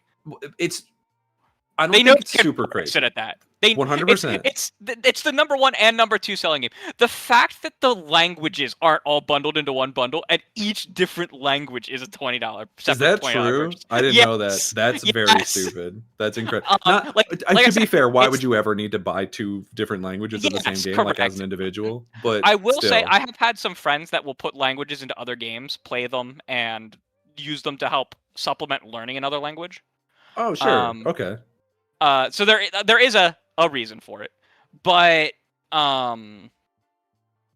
It's crazy that if you want all 3 of the languages that they offer for Leaf Green, it's $60. That's insane. Yeah. Yeah. Look, is it rude that they didn't put this in NSO? Yes, of course it is. But the thing is, and I am mad about that. Don't get me wrong. I wish it was. It should However, have been in both. It should be. You they should have done both. An NSO. Frankly, all of the things that are in NSO should be available on both. Yep. But they know they're going to sell it. Yes. The thing 100%. is, because tomorrow we're getting that PlayStation Presents, it's entirely possible. Although I wouldn't say like, was it Pokemon? We're getting the anniversary event. You know what I mean? Yeah, you said PlayStation Presents. I'm stupid. Don't worry about anything I've ever said. But it's entirely possible that at that tomorrow we see them either acknowledge the idea that they're going to do more of these, or fully just announce like, hey, and we're doing Heart Gold Soul Silver too, because like, I don't know. Oh God, I would explode. Like, that'd be very cool. I can't imagine a world where this is the only one. You know what I mean? Like, Emerald will break the internet. Right, Emerald will sure. shatter the internet if they announce Emerald. Do Heart Gold Soul Silver. Do Emerald. Do the BDS Black and BDSP, White. BDSP, Like, listen, just put all the fucking Pokemon games. Every last one of them. Oh, I play every last one of them on my Switch too. We're never getting Conquest. I don't know why you keep asking. I will spend so much money. And I've been saying this for years. There's no reason that every Pokemon game isn't available on the Nintendo Switch right now. It's insane to me. It's insane. It is. Well, and that's part of why the money. $20 isn't that crazy, is because that kind of high for what this is. Yeah, for sure. Of course it is. But if you're going to go buy this anywhere else right now, you're going to go to some like retro game store and you're going to drop like $100. Yeah. Like, it's going to 150, 200, $300. Like, this is easily the best way to get this now. It's still not, ideal, but it's better. It is better. Let me ask you guys. So we'll take something. it. So I mean, there's a free way to get that too, by the way. So of course. The free way doesn't hook into Pokemon Home. Like, now, well, get better. Let me ask you guys something, because Paris says he's only here to collect on his strikes. He got me like 8 strikes. He took one off from the other day. But so Assassin asked, should he get it for $20?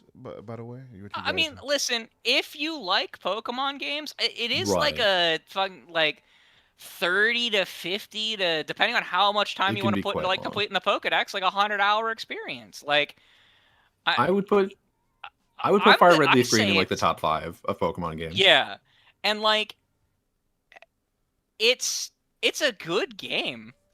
So like, if you like classic turn-based, like turn-based JRPGs, like the older Final Fantasy games, that's what Pokemon is. But there's typing, so like, lightning is good against water. This will be his first Pokemon game. Apparently. Yeah. Okay, but like, how Pokemon works. It's a giant game of rock paper scissors, and they're, of the like classic ones, they're probably some of the absolute best. They were the original remakes of Red and Blue, or Red and Green. Red and Blue, but they did Green for whatever reason. They're good games. I realistically, I don't think it's that obnoxious a selling price. No, it's not. It could be worse, and they could still get their money. It should have been like $10-15. But I think that people will have if they've never played a Pokemon game before, will have a lot of fun playing this. For sure. Yeah. I mean, I would say this is probably going to be one of the easiest ways to get into Pokemon. So if you've never played Pokemon before, this is probably that. In a world where you could play any, like if we get to tomorrow and they're like, and we're doing all the other ones or whatever, I would probably not jump in on Fire Red and Leaf Green, despite the fact that it's Gen 1. I think it would probably be better to jump in at Emerald or Heart Gold, something like that. Yeah. I know the fan just base, because I think that those are better games. I know the fan base has been clamoring for them to go back to the style of the blues and the red and the greens. And red. So there is that. Yeah, I don't want that. I want them to keep the current format, but I want them to do it well. I miss the game having like actual routes and stuff like that, because in the new weird 3D ones, they're like, I don't know, the world just feels bad compared to the old ones. Like, I don't think it was a game that translated very well into open world. it didn't translate well to open world, but it's not that it cannot be translated well to open world. It's that they didn't do the work to do it. Yeah, and there's a whole thing about, like, you know, in the old ones you had to walk through the tall grass to get the random encounters to find the Right. Pokemon to catch. In the new Right, and ones now you they're just walking see around. you see them walking around, and like that's it takes a bit of the like It's taking away a bit of the it mystery does and charm. like I think if you you would say. started with Sure. it, if you started there, it would be fine. Like anyone who says that they feel that they lost the charm, I completely understand you, and I feel I you. do. Yeah. Um, I prefer the idea of the new ones. It's just they Yeah. haven't. But that's Executed all it it is very right well. now is an yeah, idea. it's an idea. Like it. Yeah. So So I don't know, but I'm very excited for the Pokemon thing tomorrow. Yeah, me too. I'm Me too. I'm hoping really for a excited. Gen 10 announcement. And I kind of agree with you on this, Assassin. He says he's always joked with his girlfriend that Pokemon players reinforce animal cruelty, forcing animals into balls and making them fight without. Oh yeah, 100%. 100%. Yeah, I for don't sure. have any arguments there. Well, are you? What but are you it's telling also me? a Michael video Vick game. shouldn't be in the Hall of Fame? Okay. Oh, Just kidding. It's also a video I'm game, fully and Pokemon kidding. if they had Michael Vick Like- as a secret character or something. Yeah. Oh my god. GTA Yeah. Hey, do you glorifies- want Pokemon Michael Vick you or know. Pokemon Christy Gnome Edition? Yeah. Right. Oh, no. the Christy. Oh no! I was gonna say like Pokemon glorifies like animal cruelty in the same way that GTA like 5 glorifies like murder, prostitution, say, yeah. drugs. Sure. Well, I would say Like- that they hide it better. they make it Yeah. cuter at least. Because you can make the same argument about any JRPG and be like, this is video game is about child yeah, no. endangerment. Yeah. But like, yeah, right. Like, that's what I'm trying to say. And maybe Yeah. comparing it directly to GTA wasn't good. But like, I find that the argument that it glorifies it to be like, you can say that about literally any game, about anything. Sure, yeah, 100%. Also, they don't die; they just get knocked out. Come Yeah, on. you can't kill them. And canonically, they love it. So I don't know why, but here we are. Yeah, canonically, it's how they get. It's how they like get their final forms. True. Well, unless the way to get their final form is to let them. What's the stupid ass like Stonejourner evolution where you have to get hit for a certain amount of damage and I then don't know. walk through. Some of the new ones are wild. The in-game Malamar one is easy to remember. You just flip the DS upside you down, hold which I don't the know how the DS hell up, you would do that on a like a modern console. I guess you'd have to do it in handheld mode. But no, yeah, there was the Yamask to. Was that Yamask?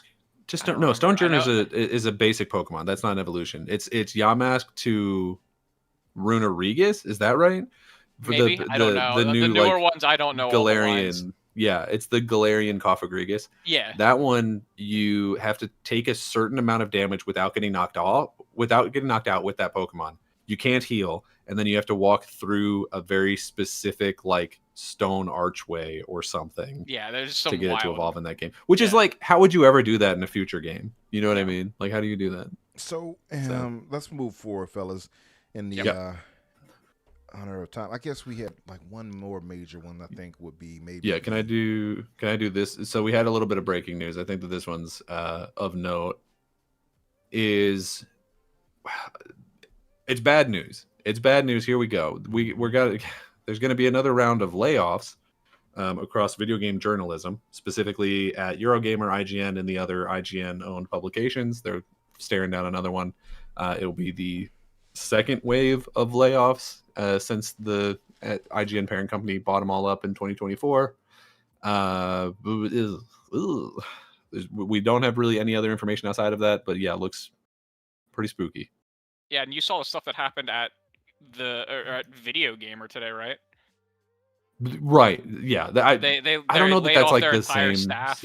Well, I didn't think that they laid off their staff today. I thought that they laid them off a little while ago. They laid them off secretly 2 weeks ago.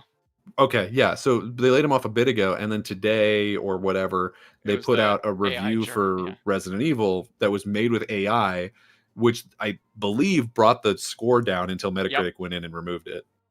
Yeah, Metacritic has banned their has banned Video Gamer from and good fuck any them. reviews in the future. Yeah, if you're gonna fire your entire staff and then replace them with AI slop, go fuck yourself. Frankly, they outright said that the review was tantamount to fraud. Yeah, and I agree, and they're right to say it. Metacritic is based. It So turns like out. this is the future that like Ziff Davis wants for like Eurogamer and stuff too. Like they wanna they wanna have the minimum amount of people that they have to pay for the maximum amount of money they're bringing in, and it's horrible. Standard bog capitalism. Yeah, Yeah. That's what they It's always an do. absolute mess. Get the most out So- of you while giving you the least.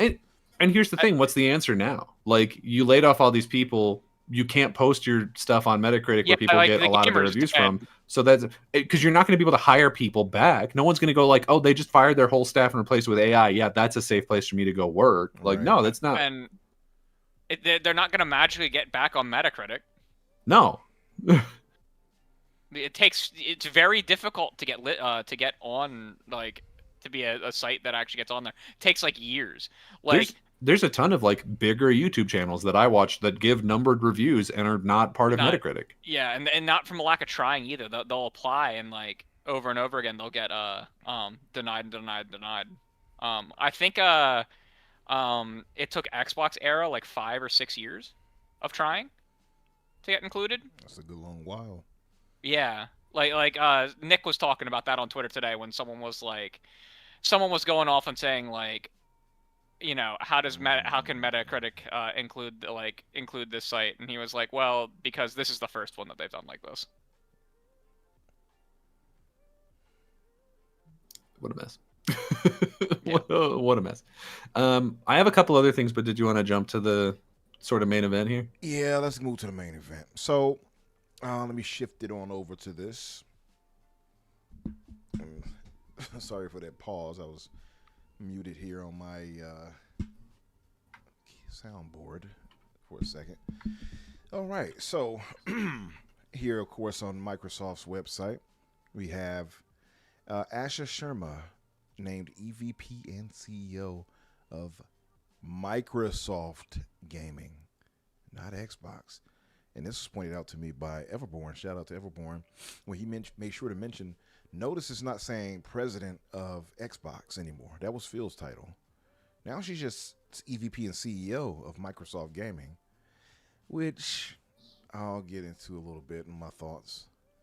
So, first up, I would read. Let me skip ahead because I'm going to go straight to Phil's message. And this we'll cover. We'll start with Phil, and I want to get you guys' thoughts, and also you guys in the chat, and that includes you, Paris. No more doomsaying for Xbox. I want to get your honest thoughts on Phil. So, Yeah.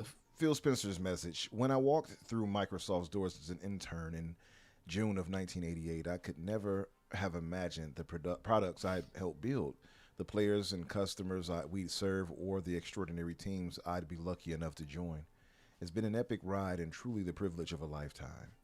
Last fall, I shared with Satya that I was thinking about stepping back and starting the next chapter of my life. From that moment, we aligned on approaching this transition with intention, ensuring stability, and strengthening the foundation we've built. Xbox has always been more than a business. It's a vibrant community of players, creators, and teams who care deeply about what we build and how we build it. And it deserves a thoughtful, deliberate plan for the road ahead. Today marks an... Paris gave you another strike. Yeah. I'm just saying. Today marks an exciting new chapter for Microsoft Gaming as Asha Sharma steps into the role of CEO. And I want to be the first to welcome her to this incredible team. Working with her over the past several months has given me tremendous confidence. Several months, huh? She brings genuine curiosity, clarity, and a deep commitment to understanding players, creators, and the decisions that shape our future. We know this is an important moment for our fans, partners, and teams, and we're committed to getting it right.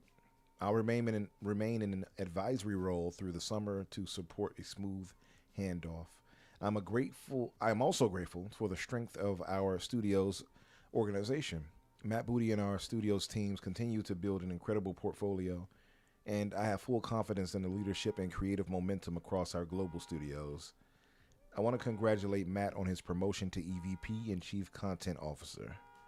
As part of this transition, Sarah Bond has decided to leave Microsoft to begin a new chapter. Sarah has been instrumental during a defining period of Xbox, shaping our platform strategy, expanding Game Pass and cloud gaming, supporting new hardware launches, and guiding some of the most significant moments in our history. I'm grateful for her partnership and impact she's had, and I wish her the very best in what comes next. Most of all, to everyone in Microsoft Gaming, there it goes again, I want to say thank you. I've learned so much from this team. Since 23. What do you mean there they go again? There they go again. Wasn't it just Xbox Gaming?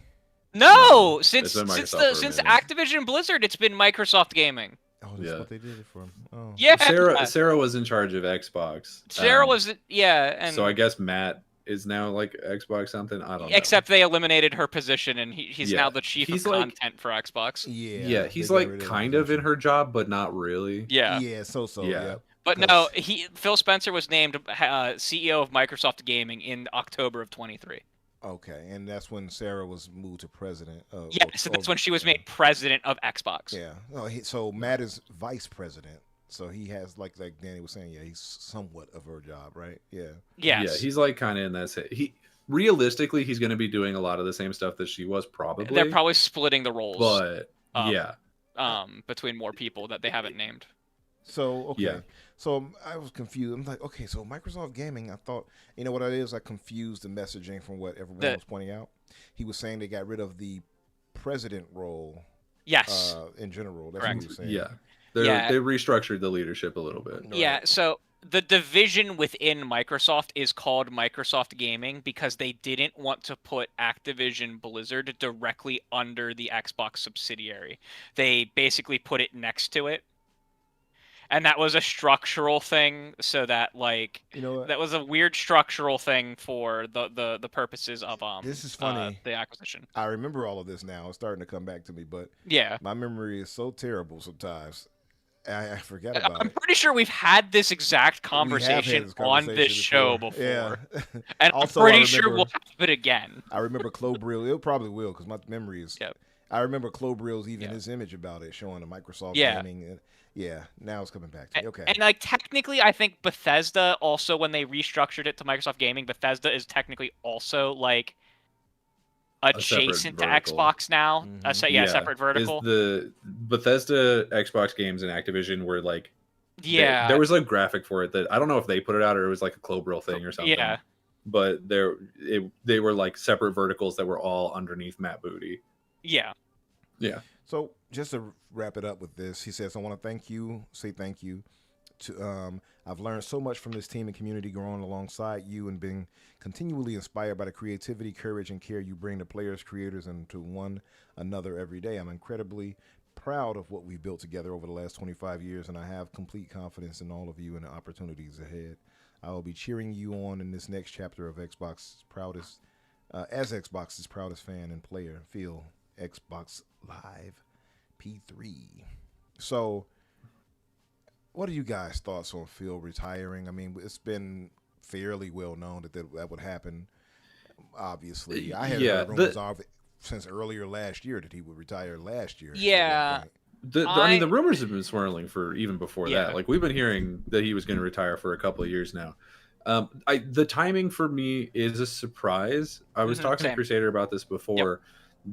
My assumption was that he would see through until either just after or whatever the launch of the next console.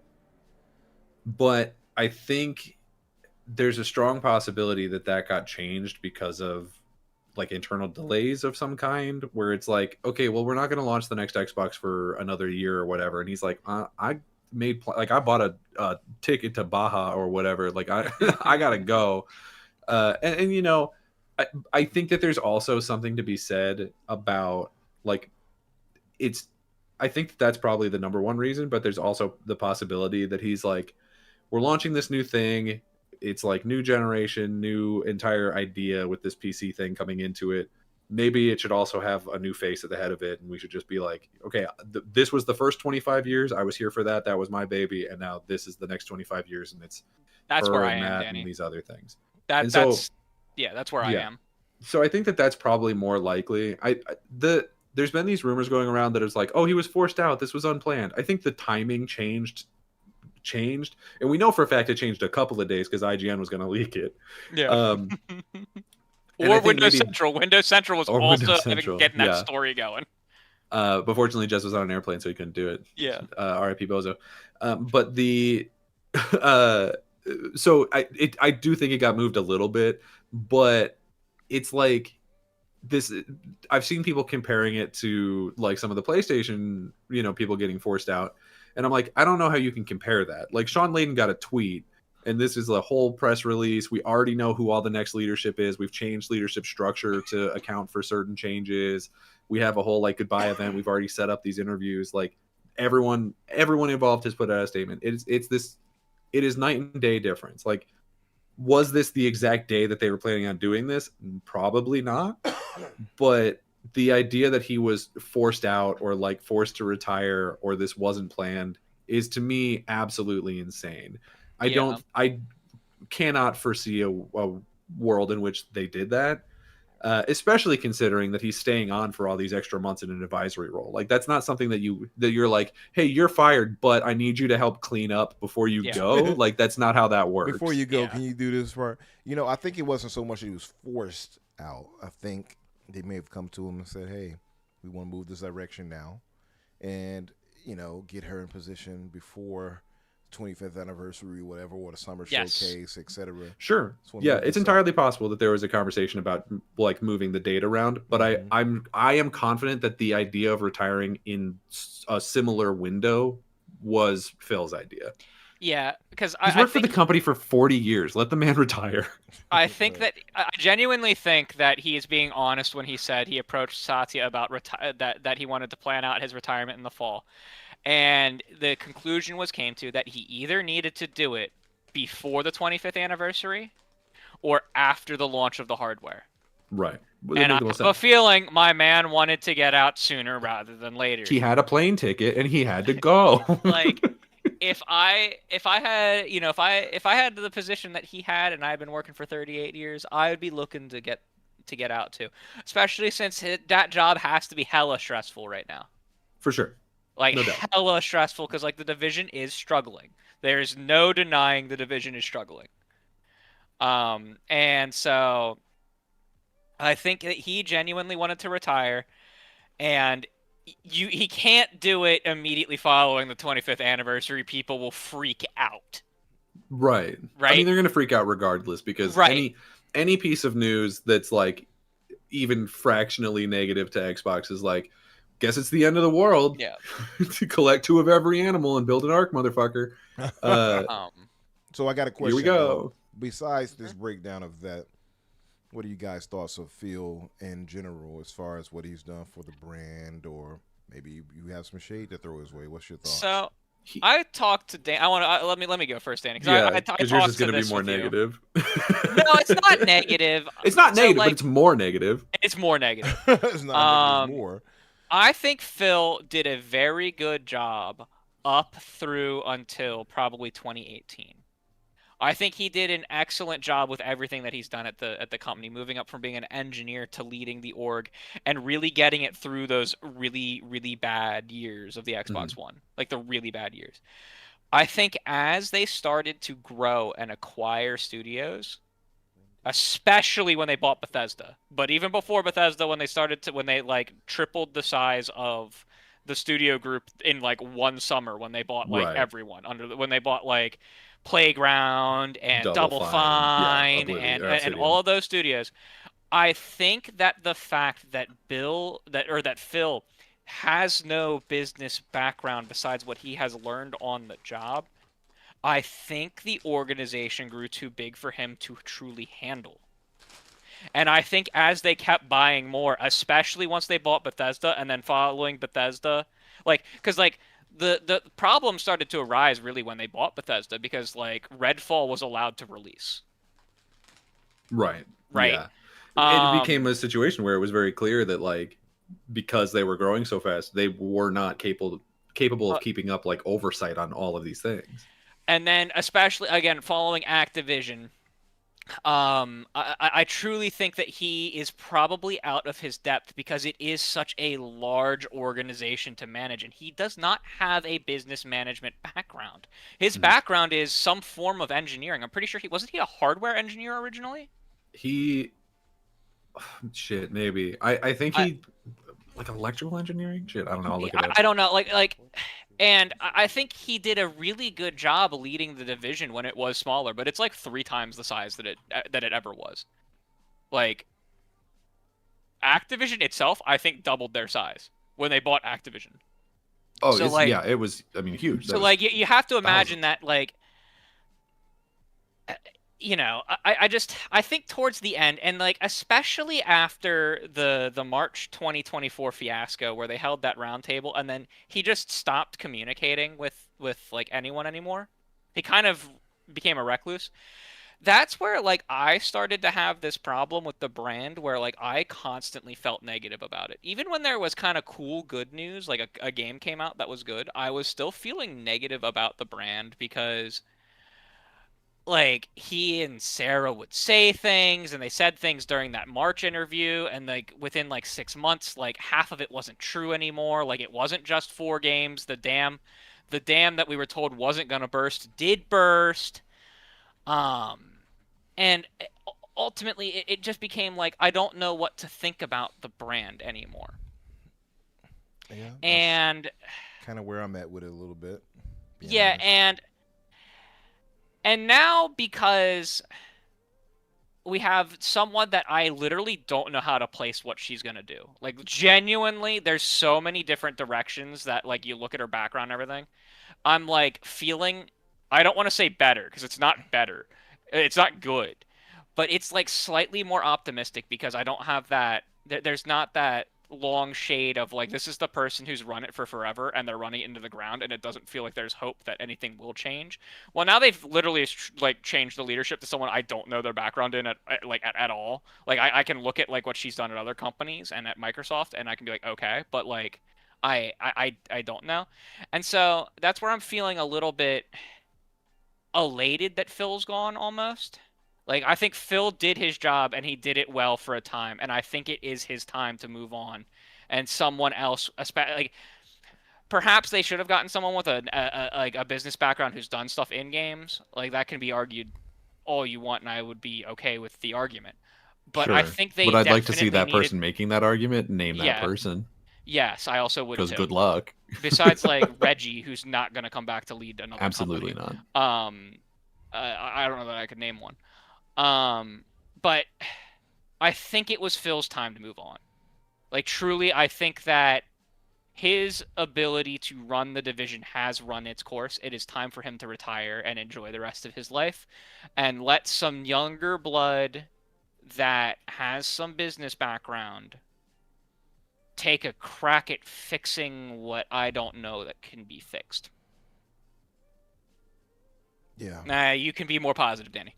Yeah. Okay, first of all, I don't know. Negative. The I don't know. You ended it with I don't know if it can be fixed. What do you mean you don't know if it was negative? It can be fixed. I don't know if there's any more hope. Your turn, Danny. I don't know. Okay. Here's the thing.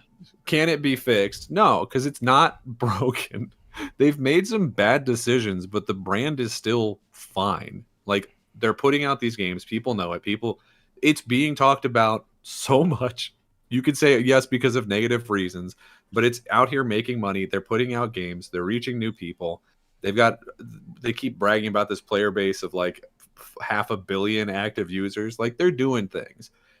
Phil Spencer did a lot of really good work with Xbox. He grew the brand. He inarguably grew the brand. Satya said it himself. He tripled the size of that brand. He did a lot of good work.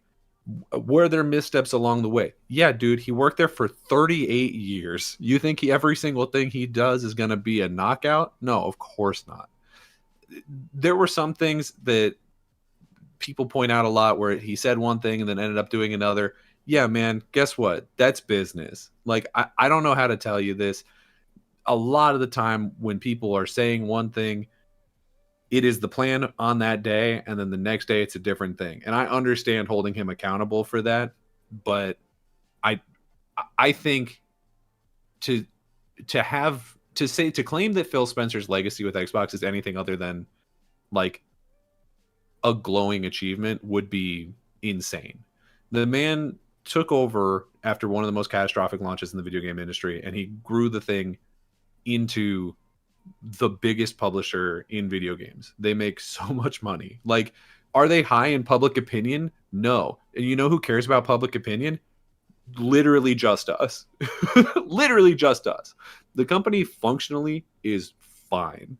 Like, we always forget this.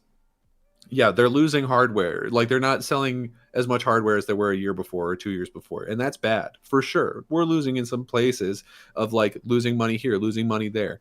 But the brand as a whole is more profitable than ever. Like, even when a game like Starfield comes out and people are like, oh my God, it was a huge failure. They're like, yeah, it beat every, like, metric that we set for that thing. So oops. Yeah, I'm sorry that it wasn't the game that you wanted it to be, but unfortunately, y'all still bought it 100 million times or whatever. So here we are. Phil Spencer did an amazing job with Xbox. It's sad to see him go, in that we won't get to see him as much anymore. And I'm really hoping that he doesn't go the same trajectory as so many of these other former leaders in video games, like your Sean Layden's, your Blackley, whatever, the God of War guy, where he just like goes off and becomes a jaded asshole who keeps throwing his opinion places that people don't care about, and He hates and social just like media. He's and gonna just like disappear. constantly saying shit that's not true, and just being an outright dickhead. Like, I really hope he doesn't go that direction. I can't imagine a world where he does. No. But yeah. he worked for the company for almost 40 years. Him retiring is not a shock. I'm not surprised that he's not doing that. Or that he is doing that, rather. Sorry, I was reading some things in the chat. But this new person coming in, Asha, I am excited is not the right word. I'm interested to see what she's going to do. That's a good way to phrase it. She's saying all of the right things, and I have nothing to go on to know whether or not she's lying to me. Yep. When she's coming in and she's saying, "Oh, we want to return to the console," I don't really know what that means. Likely, it just means we're putting out the next console and we want it to be big. Like, that's all that. I'm pretty sure that's likely all that means. I'm hoping it also means that we're not gonna tell people that they don't need it. Like, right, that marketing idea was really bad, so right, they're gonna for sure stop doing that. But she's saying all these right things. She's saying this. She's saying we're not going to do AI slaps. She's saying we want to preserve like people's creativity in video games. She is saying all the right things, and until she is proven to be a liar, I have no reason to doubt her other than the idea that she's a corporate person and corporate people lie. But until then, I'm not going to be like, burn the witch to this woman I don't know. And which seems to have largely been the internet's response to this woman. Because, like, when you see the announcement that she's doing this thing, the first thing you have to do is parse out all of the, like, hateful, bigoted statements about her being a woman, or about her being a woman of, I presume, South Asian or Middle Eastern descent. Okay. So, like, once you remove all of that and you get down to some, like, remotely viable concerns, the only other one that you see is either she doesn't have a lot of video game experience, which is fair, but she's in charge of the business part, not the content, so it should be okay. And that she used to work at in the AI part of Microsoft. And I understand the trepidation of thinking that she's going to come in and do a lot of AI stuff.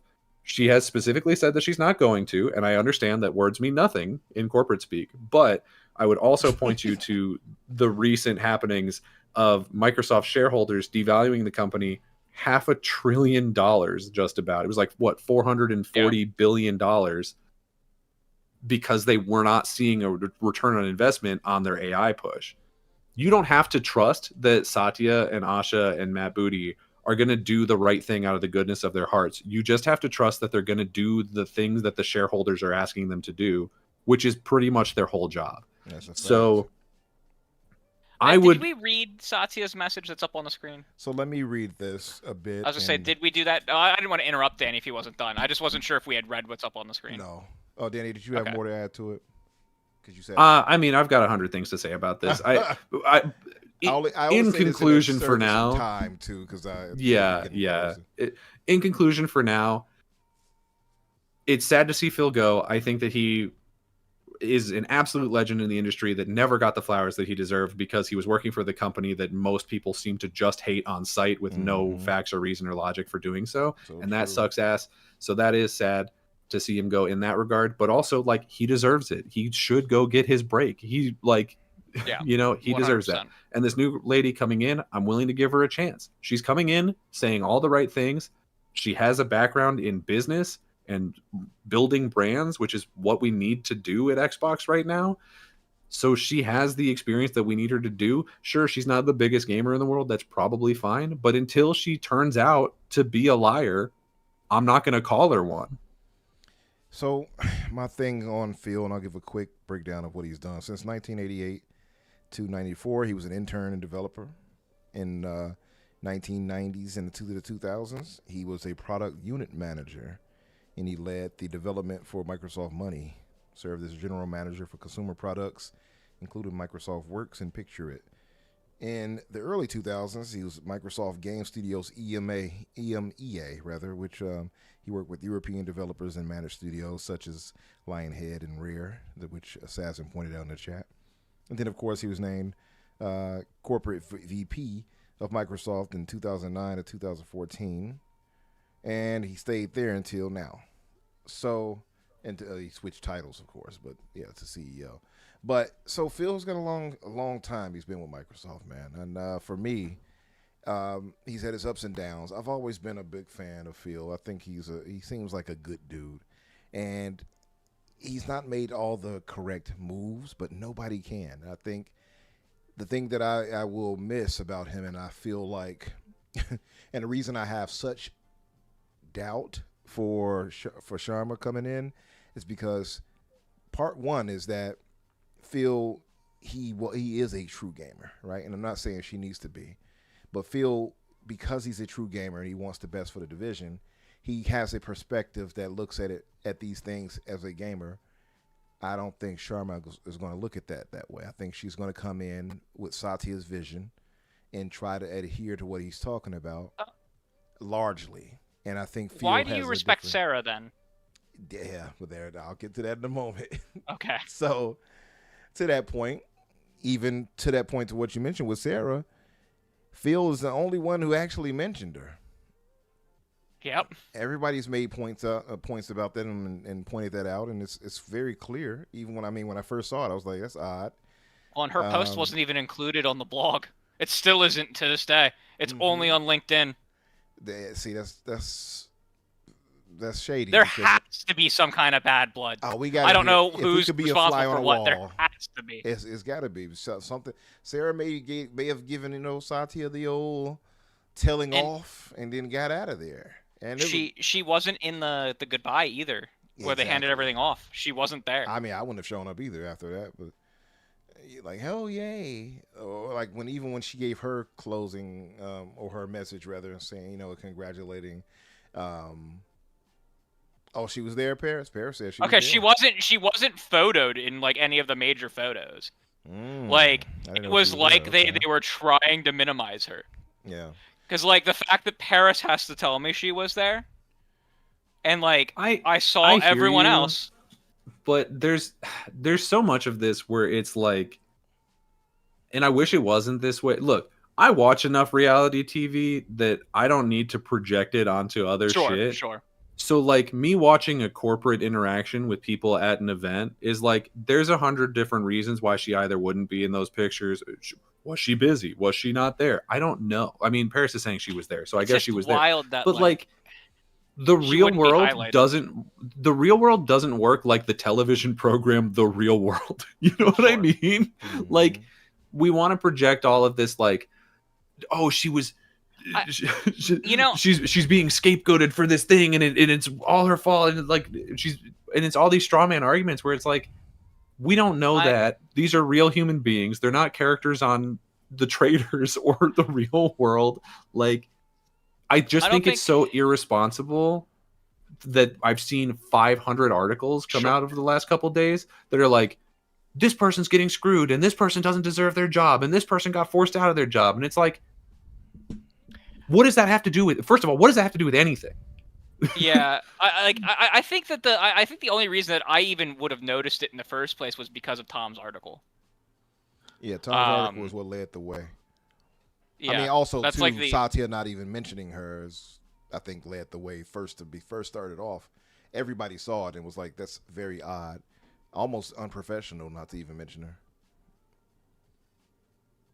But I say all that to say, I'm gonna move past this and just say, Phil, shout out to Phil Spencer. All love to you, brother. Enjoy your retirement. Again, he's no one is perfect, so he's made some missteps. But I think you would be remiss if you were to talk about Phil and not mention that he quite literally saved the Xbox division, right? Mhm. Like you can't ignore that and be like, oh well, whatever. Like no, he quite literally, because somebody actually asked me, they were like, why will you give Phil? Why were you supporting Phil like that? But you don't want to support Asha. That's what they asked me because I'm not quite on board with Asha just yet. I will give it a chance, but I'm not like, yay, Asher, go. Right, and I But- think that's fine. and I We point don't know this person, right, I don't so it's know just him. like we have nothing to judge anything on yet. Exactly. So Yeah. I'm agnostic, I guess, at this point. Although I still feel a way about the Sarah Bond situation, but with Phil, it's like, well, Phil quite literally saved the division. Why wouldn't I support him? Quite literally, and then he brought in these teams like Crusader was pointing out in 2018. And, Yep. and so on and so forth. I mean, in the ABK thing, obviously the ABK thing changed so much dramatically, but yeah, I have to give Phil his flowers when it comes to that. There's some mishaps, obviously, the Halo Infinite situation, the Redfall, which I don't really blame him for. I wouldn't even I mean, kudos to him for taking the sword on that, but I don't really fault him for Redfall, but there's still no way that should have come out like that. But I thought that was more Pete Hines' fault if in Bethesda. But long story short, Phil quite literally is the longest standing in his position that he was in. Mm-hmm. You know what I mean? And he's earned, like you said, like you guys have pointed out, he's earned his retirement, and all love to him, man. Now I do want to move to. I don't want to read all of this with Satya. Yeah, don't. It'll be a waste. Don't. It would take like 30 minutes to read all 5 statements or whatever we got. His is awful. Yeah. I mean, not that it's awful. I think the important thing that I want to point out in his, though, is that he doesn't use Asha's title. What does he use for? Her former title. Like, when he talks about where she was in Microsoft, he doesn't mention that she was the head of core AI at Microsoft and moved. Like, he's naming all kinds of, like, that she was the COO of Instacart and a vice president at Meta, but he doesn't name that she was the president of core AI at Microsoft. Or omits that. Or that she had worked in Microsoft gaming part at some point too. Like, it was when she was an intern. Yeah. But like he names her other titles at other companies and ignores the AI part. And that's where, like, when people are like, at first I freaked out when I heard that she had an AI background. Like, yeah, I left the tweet up on purpose. That I was like, oh my god, they're gonna kill it with AI. And then I kept like every interview she's done and all this stuff. Yeah. They are actively avoiding talking about AI as much as they can, and when they do, they talk about like the bad parts of it that they need to make sure that they're she staying flat out was the fuck like, away from. we're not going to turn her in AI slop. And so like that's where I'm like, this can't be an AI play. People say this is an AI play. If this was an AI play, they'd be screaming it to their investors that like, we're gonna make AI profitable through gaming, and they're not doing that. Right. So well, because their shareholders don't want it. Their shareholders. They're terrified. You don't AI look right at a basically $500 billion devaluation of your company and be like, "We're doing great with our AI push." Right. Yeah, it's not possible. Like this is like, I think now. Could she implement AI at Xbox? Absolutely. Is that the reason they put her there? I'm confident in saying no. Like that was the reason. I am not too confident in that just yet. And so let me read this super chat because I just flat out ignored it. Assassin, my brother, shout out to you. Sorry about that. $5 donation from Assassin. The generous $5. He says AI for reviews. Can't wait for the next allegations. Nintendo game, real people. PlayStation game, real people. Xbox game, use AI since Microsoft wants us to. and that plays into this. The reason I'm not too sold on that with her with the AI thing, I think that's a very deliberate that he picked her for her ties to core AI. And Yeah, but her ties are just to the business side of it, to growing it. Like, she doesn't yeah, have a I don't background think in it's just AI. that. I don't think it's She just that though. If she they hired a has CEO from McDonald's, I wouldn't expect him to bring back Sneak King, but with the clown. Like, like you know yeah, what I mean? But that like also if Sneak AI King is is also very minuscule compared to what Microsoft's plans are. Now AI is they also very much intrinsic to their plans for the future. So there's two Sure. different levels. You they see what I also mean? just it removed used their to head be. of core AI and made them the head of a division that supposedly they don't care about as much. Like that's where like some of the arguments don't line up because like they've left core AI effectively leaderless. They haven't named a successor for her yet. Mm-hmm. Like things don't line up as well as people want them to. She Well, they're has probably behind almost the scenes with it. They she has just haven't they announced yeah it. and like but they make all the effort to announce it for this gaming division that supposedly is lesser to AI. I mean, it is realistically, but like they make all of this hoopla and they don't make all of the hoopla every message about it how they're going to make like everything better with AI. They So actively hide it and degrade it. Like that is she odd has too. But she my has question to almost you all as would much be this, because it's okay. a Sarah Bond situation, and part of the title on here was Sarah Bond scapegoated. That article from Tom Warren, and I like Tom Warren. Shout out to him. It did feel like there was a hit piece from the people communicating to him to frame her as the fault for all these different things. And Yeah, but it he just painted specifically her talks in a very about bad way. there's a very important part of that and how like some of those articles are written where he explicitly states that he is talking to both current and former employees. That's done because he is making sure that what the former employees who Microsoft doesn't control anymore corroborate what the current employees are saying. That's where I'm like, I don't believe it's a hit piece because if it was, he wouldn't have published it because he would know better for his own standing as a journalist because I that don't would think ruin his career. Yeah. it's also this really because I've heard this theory that she's being scapegoated for this, and all I can think is like, first of all, I don't know what things in Microsoft were her decisions. I don't really know any of that shit. Yeah. So I'm not the one who's going to come in here and be like, she did this and that sucks, so get her out of here. I don't know what she did. The only time I knew what she was doing is when she was on stage talking about something. So I don't know that. But I think it's so strange that people are like, oh, she's being scapegoated for this thing, and that's why she's been released or whatever.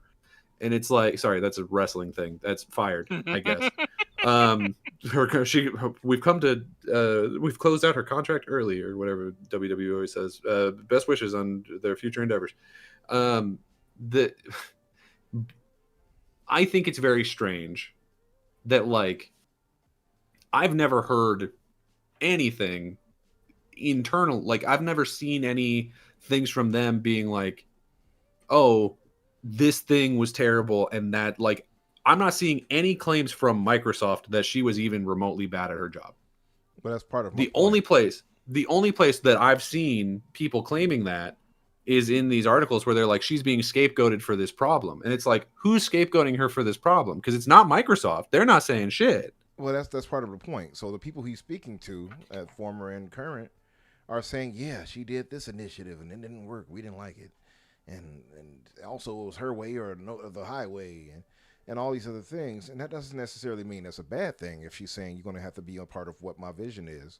But you can frame that in so many ways to make somebody look like the bad guy, especially if they're fairly assertive. So my thing is, if you when people say things, you can take it in a lot of ways. And also, I've come to learn that when somebody is used to somebody else's styling of things, maybe a Phil Spencer who was kind of not lackadaisical, but laid back, and would kind of be there to talk to people and let them see their way through. And she's probably more direct, like, no, this is how we're doing it. And they're probably like, huh, who knows? Yeah, but they lost their head of market. Like there's things that like line up too well. Like the head of marketing and then the guy who like created the backwards compatibility program in xCloud leaving like 2 months before the whole Xbox games going multi-platform and this is an Xbox marketing plan. Like Right. there's things that line up that make the story believable. That add credence to it being a thing, because those were very important people at Xbox who had been there for a long time and were responsible for the things under Phil that we liked. But like, you know, I'm just like, she was also a business person who had no background in gaming before she came to Xbox, and we you know, we liked her.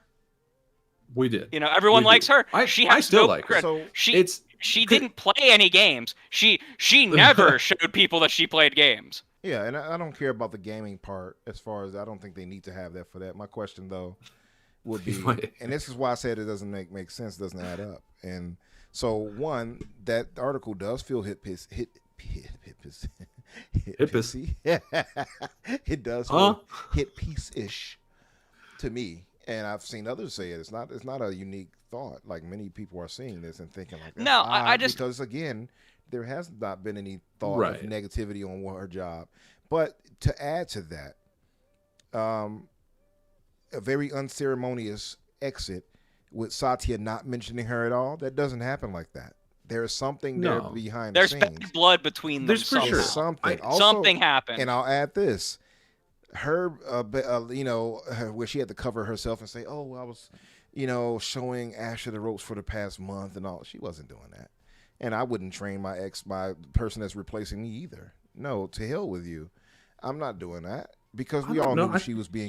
Listen, man. When you're an executive and you have an executive contract and you're making millions of dollars, like, you're going to lose your potential golden parachute if you don't do that. Well, yeah. I'm saying at my current job right now, like, we have one of my best friends is having to train a person with zero experience who's going to get paid twice as much as her in a higher position, and she has to train him how to do stuff. So no, this happens all the time. That's nothing. Oh, I know it happens all the time. I wouldn't be surprised if she did. And that's and I'm sure she's not. And I'm sure she's not. But let's put the pieces together. Y'all saying like, oh yeah, well she's going along with it. Well, who's to say? Again, she's not mentioned by anyone but Phil. Not even Asha mentions her, and she's supposedly training her. So what sense does that make? It doesn't. Again, Asha is brought in, and this is another thing. Asha, out of nowhere, is like, oh, this is the CEO. I'm sorry, it doesn't add up to me. It doesn't add up. Even if your argument is she did this with Instacart and all that. Yeah, that would be my argument. Yeah, but Instacart was already on its way to being with the position they were moving. It's not like she. I mean, I don't know. I couldn't tell you nothing about none of those companies. They were already moving from a private to that. I couldn't tell you. Hold on, let me read this super chat. Assassin gives a $5 donation. He says, "Didn't Bloomberg I almost said Bloodborne. Didn't Bloomberg say last year that Phil and Sarah had to go to company therapy? They did. It was 2 years ago, and it didn't say that much, but it was 2 years ago, and they said that their visions were clashing. It was in an interview with Sarah. Company therapy is crazy. I don't know if that's a matter of fact that she was difficult. Yeah, I don't know anything about that. That could be. Here's my take on it, for what it's worth. The most realistic option here is that she, I believe, was probably being groomed for this position. We all assumed that was the case, and I think she assumed that too. And they brought in other people to try out for the position. And for one reason or another, whether it is that she made some mistakes in the company, I couldn't tell you, or whether people just didn't like her or whatever, or maybe they just legitimately thought that this Asha person would do a better job. They picked somebody else. Yeah, and that happens all the time. Yeah, it happens all the time. It still doesn't add up, Danny. That's just kind of like you just going. But that's what happened. Is like they picked a different person. They picked someone else. That happened, but that's not the narrative you're going with. Is she did this and this, so they just went with her. Yeah, but why? But that is what all people. Also, I don't know. They're not going to tell me that. That's my point. So that's what I'm saying. Like that doesn't add up to go to someone who has never been in this type of position here with the gaming division. You have somebody who's been training for the past few years, who was a superstar for you, and even in the ABK situation where the judge was even praising her. and who helped you solidify that deal. We heard no negative reports of her job. So the thought that she just failed in her job, that's just not true. We know that's not true. And I'm not even saying that that's the case. I know, but I'm just saying, like, why would they say, Yeah. oh, let's just look past you suddenly? And also, I want to highlight this because this was a great point made by one of our resident Hoove brothers, Sickness. He said, since Sarah Bond is leading Xbox hardware, and the next gen consoles will be OEMs, it's logical that there won't be a need for they won't need her for let's go ahead. But they're not OEMs. A need for her replacements. So they're next not gen OEMs. they will have OEMs too. So they'll have They will OEMs have them and in the first addition. party. Yeah, that's.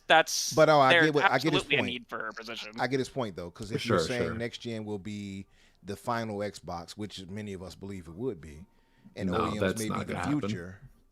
So It's only going to be the last one if they can't get numbers up. right. So let's say that's the case. I can don't see think the argument for if next gen will be the last main hardware from the company itself, and then they just go to third party OEMs. Then yeah, you could say, well, what would we need her for this if she was heading hardware? My reason why I believe more so Cygnus in that they would get rid of her for that, and for Asha is because they're going to essentially get rid of the hardware division altogether. They're not going to have hardware. No, So what that's- they're going to do? That's absolutely not the Hold case. on, let She me add wouldn't this last include part. the So what I- console in her as like the second thing she says in her damn that doesn't thing. mean anything. It doesn't make sense. It doesn't mean anything. They're going to say You the can't nice. say it doesn't mean They're going anything. to say the and then nice other words that they things do need to mean keep people things. holding on. That's Sure, just all it but- is. but also they can tell you. you're- Listen, I can tell you anything. Sure. That does not mean that's what's going to happen. But all you're doing right now is telling me something Yeah, for why it's not going to happen. literally You know what I speculating. mean? This is what we're here for. Well, I know, So but let me it's like speculate. so Let it's me like finish we my don't point. know. So I'm saying that to say, I believe that they're going to get rid of the hardware, and that they're going to move to just being a publisher. I think it's just that simple. Nothing in anything that they have said at all since this has happened indicates that is the direction that Getting they're rid taking. of Sarah Bond like that for someone who comes from a Core AI Now, signifies to that be thought me. fair, we don't even know that they got rid of Sarah Bond. We don't know that she was fired. For all we know, Well, they she passed got- over her right. for this promotion, and she got upset that she did. Like, they very well could have wanted to keep her in this position or a different position, and she Or was like, "No, I got Moody's passed position. over. I'm going to take my experience somewhere else to a company that may or may Yeah. not makes more appreciate sense? me more." What makes more sense to you? That she left they because wanted she to thought keep she could her make more as money somewhere president, else. or that they wanted to move past her to move to Asha. I mean, what No, makes more that's- sense to me is that's that what they're I'm saying. hemorrhaging users and they're getting rid of the leadership that was hemorrhaging the users. That's what makes sense to me. Well, So why is Matt hold Booty on. there then? Huh? Well, he's not in Why charge is of the Matt hardware. He Booty does just still there content. and put We'll in a higher talk to position? that more when we get to him. No, Well, Answer that hold now. on. So your All right, point all was right. they want to get rid of I leadership. Hold on, let me genuinely ask you a believe- question. I Don't jump ahead. genuinely You believe just hold on. that You Satya mentioned a Nadella second is ago. not Hold happy with the on. Let direction me of the finish my division. question. You Okay. just mentioned they wanted to gut the team and get rid of leadership. Then why Mhm. is Matt Booty still there? And I say that because Matt Booty has failed more times than anyone in that position. I genuinely think he is still there because he is the one who in the And email he's been said that he promoted, wants to mind you. outspend the That is competition. true. That is true. He did get a He promotion. got a promotion It's- on top I- of it. So why? But here's is my it- genuinely thing. believe that Let's they all are chill. looking at relooking at what the core strategies are, and they want the dude that wanted to outspend the competition That in the doesn't make position sense. for content. That doesn't make sense. So I mean, it could. Satya's But we don't know whole what they're thought- going to do. Satya's whole thought is moving to have games everywhere. He No, doesn't want Satya's exclus- whole thought. No, he quite literally said he does quote, not. quote, He no. does not like exclusivity. There's no getting around that. So if Yeah, your but then- argument is well, that, but there's a hey, second part of that quote. Hold on. There's a So he second part of the quite quote. literally said, Hold up. hold on, let me finish. He said quite literally, I don't like exclusivity. So he wants the games to put everywhere. Sure, he says let us compete. But if you're going to tell me that I like different your quote. spunk here, the Matt full Booty, quote. that you wanted to outspin them, let's keep you. I don't buy that for a second. It makes That's not the literally full no quote. sense. Put the full quote on the screen. Give me the I full gave quote. it to you. What is the full quote? From the Satya article, Nadella. the link If it you was, sent me? I'll read it. Here I'll it read it. is. I'll read it myself. Here it is If right it was here. up to me, I would love to get rid of the entire sort of exclusives on consoles. But that's not up to me to define, especially as a low share player in the console market, that the dominant player there has defined the market competition using exclusives. So that's the world we live in. I have no love for that world. Yeah. So So again, he's not happy. He again, doesn't that's just want PR speak. exclusivities. That's just PR speak, Crusader. That is under oath in the trial. Yes, and you can say things under oath that's what you believe. He said if it was up to him, it's not up to him on what Sure. the market is dictating. What he did say, however, is that he does not like exclusivity. He does Sure. not No, care well, and for I that. believe so he why doesn't. then would he be I like, believe oh, he doesn't like it. Matt Booty, you wanted to outspend Sony. Let me keep you here, even though you failed before and the games didn't come out right. And okay, Halo but I just- didn't land well, Hold on. and this game came out poorly. And let me also give you a raise. And we want to too. keep the Let lady me not who only do created that. the, Let me give this you is a an raise Xbox? and a new position. What makes more sense? Come Well, hold on on. now, let's be real let's- here. They can say again. They can say anything. Of course, he's going to say Of course the they can. corporate proper words inside of court to get the deal done. But when Right, we're talking but about that- what his philosophy is, it is not about exclusivity. We see that in other forms of around Microsoft. Okay. Let's Hold be on. clear. Let me jump in here real fast. So I'll say that my take on that quote, and then I'll go back to where we veered off of angrily a minute ago. No, that's passion. That- Neither of us, man. Yeah, I'm not Anger is a form of passion, but it's that quote. Him talking there is not him saying I'm going to put everything on other platforms. Yeah. That's him saying that he would if it was, if all things being equal, if PlayStation did the same thing, if Nintendo did the same thing, I would love to do that. But that's not what video games are, so I probably can't. And then he ended up doing it a little bit anyway. But now we're seeing these things where she's like, "Oh, yesterday's plan is not today's plan," or whatever. So who knows? We don't know. That is irregard. Like, what's the word? That means nothing to the broader point here. Is I disagree with the original take that they're getting rid of leadership at all. We have no reason to assume that Sarah Bond was fired. There's no reason to assume that. I don't think she was. She was quit. passed over for this job and she chose to leave because she has all of these years of experience and she knows that she can go to a different company that'll happily hire her and probably pay her more at a higher position. So we're in So I don't alignment think that there. there's We're in so I don't alignment think that there's she any likely version. quit, but we're in alignment that she likely quit because she was passed over. That's where we're aligned. For sure. The problem Exactly. is But when I- and the people saying, "Oh, when the idea is that there's no conspiracy behind the scenes and this wasn't as they didn't get rid of her for this because they move in a different direction." I don't believe that, and I don't believe that the things we saw in Tom Warren's article, some of it does feel hit piece-ish because again Sure. we heard no negative things about her work before this.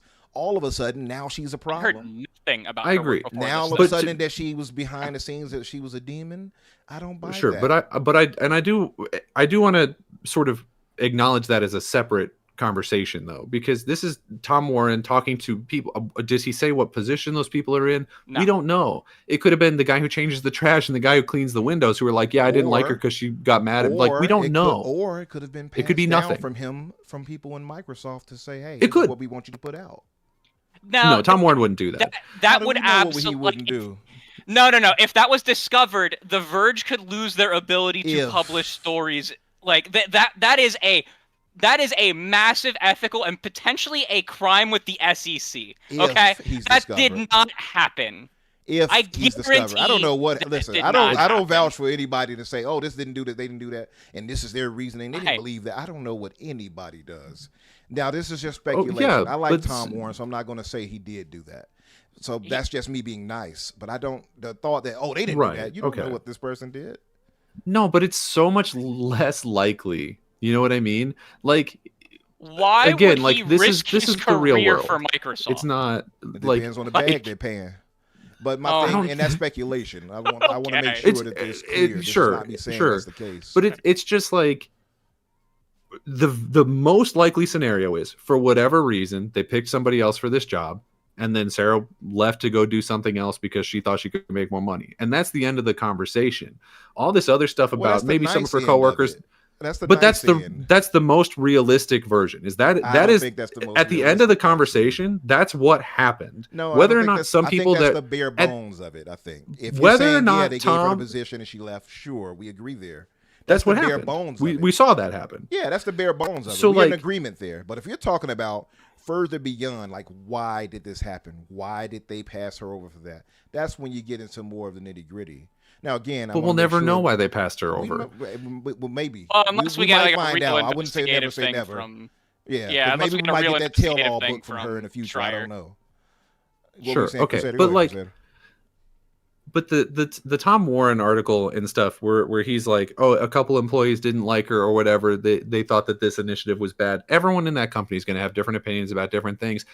We can't take that into account for like the big like these companies are not making choices based on emotional responses or whether or not people like a person. They're making it based on agree. what they think will make the most money. Yeah, And if they're looking at Asha, and for whatever, I don't know her background, I don't know her at all. If they're looking at her and they're saying we believe she can make us more money, and they put her in that position, that's the end of the conversation as far as I'm concerned. All of the like, that is the case. All I of think, the social game that may or may not have been happening behind the scenes is like unimportant. No, I don't think because it's important. It doesn't matter. It doesn't matter. I don't know if it doesn't matter, but I'll say this: I agree with you on the bare bones. I agree with it. Umbra too. I agree with Umbra that it matters. I think it matters because it matters because it'll show you what the actual trajectory of the new leadership will and won't be. Mm-hmm. Because I think that Sarah personally thought she was implementing what Satya would have wanted, but she did it in a way that didn't work, and they were like, "We're done. Someone else now." That could be the case. It could have been just that simple, right? I don't want to make it like it's got to be this grand thing. It could have been just that. It could be that, and that's what I was trying to get at this whole time, is that she implemented this path to removing exclusivity and the marketing campaign for the consoles. And she did those the marketing campaign for This Is an Xbox that denigrated the consoles. That's like really bad. Like, you don't denigrate your own product. Like, that marketing campaign was bad from start to finish, any way you look at it. Yes. And it may just be that they that Satya may have been like, you know, I told you to start moving towards exclusivity, but like, you guys went too quickly. You guys did this too quickly and in the wrong ways, and marketed concurrently in a very bad way with it, and it has cost the brand, and I don't really want you leading the division. Like, it could be as simple as that they didn't like the way that they implemented what he believed, what he wanted. Because, like, I have a hard time believing that a man who said that we're stuck with exclusivity because the competition's doing it would move in 2 years to completely remove it without the competition changing anything. I find that very hard to believe, that was the exact vision that he wanted. I find it more likely, and there was I think it's in Asha's article, that she says a thing about not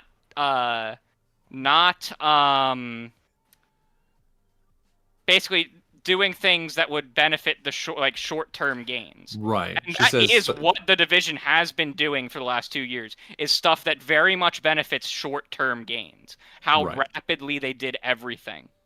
So I'm very curious if they feel that Phil and Sarah, the way they were implementing the vision that they wanted for the division, was too rapid to do it. And it may have had to have been that rapid because they put unrealistic goals. Because we know they put unrealistic goals. That's a good point. Right? That is. So I'm not exonerating Satya Nadella here, but I am suggesting that he did not like the way that they were doing the things that he had envisioned. Because Satya's not coming down and saying that you must market everything in this way. You must do this. You must do that. All he's doing is giving a broad vision for the division. And it's up to the division to implement it. So it very well could be, and this would align with Tom's article, that within Microsoft they were unhappy with how she implemented the plan. And that could be it, right? So And this is my question on this, so we can move to this final one Sure. with Asha here. And I do wish her luck. I'm not sold just yet. I'm just going to be honest. I can't sit here and just lie. I am not sold on her just yet. I am not an Asha acolyte. I'm not. I'm not either. I don't want it to come off like I am. Yeah. I'm not either. No, I don't like her 2 years of AI experience are like she had 0 experience in AI when she came to lead AI, which is the exact same as her 0 experience coming to lead Xbox. Right, yeah. So like that's where I'm like, I'm like, how much AI can she really integrate well into Xbox having 2 years of experience in AI? Like, well, I don't. According to her, she won't be bringing AI slop, which did the Yes. opposite for me when I read that. I was like, sounds very, very much like a Come threat on. to me. And I was like that you can't too, just Umbra. look at somebody saying something and be like, I I'm bet being they're stupid. lying. I'm playing. Like, when we don't even know the person. I was like that too, Umbra, until she and Matt in Jez's interview said that coders were also creatives. Mm-hmm. To my knowledge, no tech industry company, not just Microsoft, but no tech industry company has taken a stance that coders are also creative workers. That's wild for her to say. I appreciate In her saying general- that as a Is that computer what you're saying? scientist. Yeah. That because that is the easiest thing to break out as like a lie. And that could damage not just Xbox, but Microsoft in general. If they have someone coming out here saying that coders need to be protected from, like in their creative works from like bad AI tools and being replaced by it, that is a wild thing to say. So this is my thought. Again, I'm not sold on it just yet, and I'm not either. To be fair, to give this disclaimer, I am on PC nowadays. So I'm still, what do you fucking care? You're gonna get the games either way. What the fuck do you care? I'm still in the Xbox ecosystem because I still support Game Pass. I still get these games and play them through Xbox on a PC through the app, and sometimes cloud too if I'm on the go.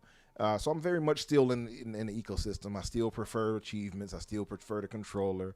I still love the brand, right?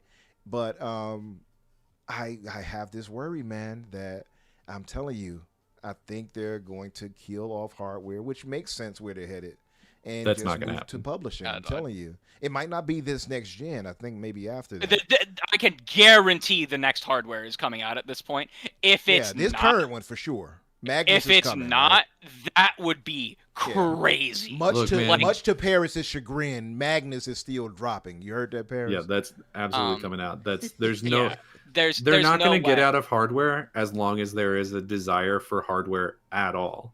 I'm And not even also, just Xbox hardware. Yeah. If PlayStation is selling, they will continue making an Xbox. Yes. Think so? We Yes. mentioned, and I just want to bring this up very briefly. We mentioned the exclusivity thing with PlayStation. Hmm. I'm very curious if this doesn't like frustrate the shit out of Satya Nadella that like the competition is encroaching more on exclusivity, not less.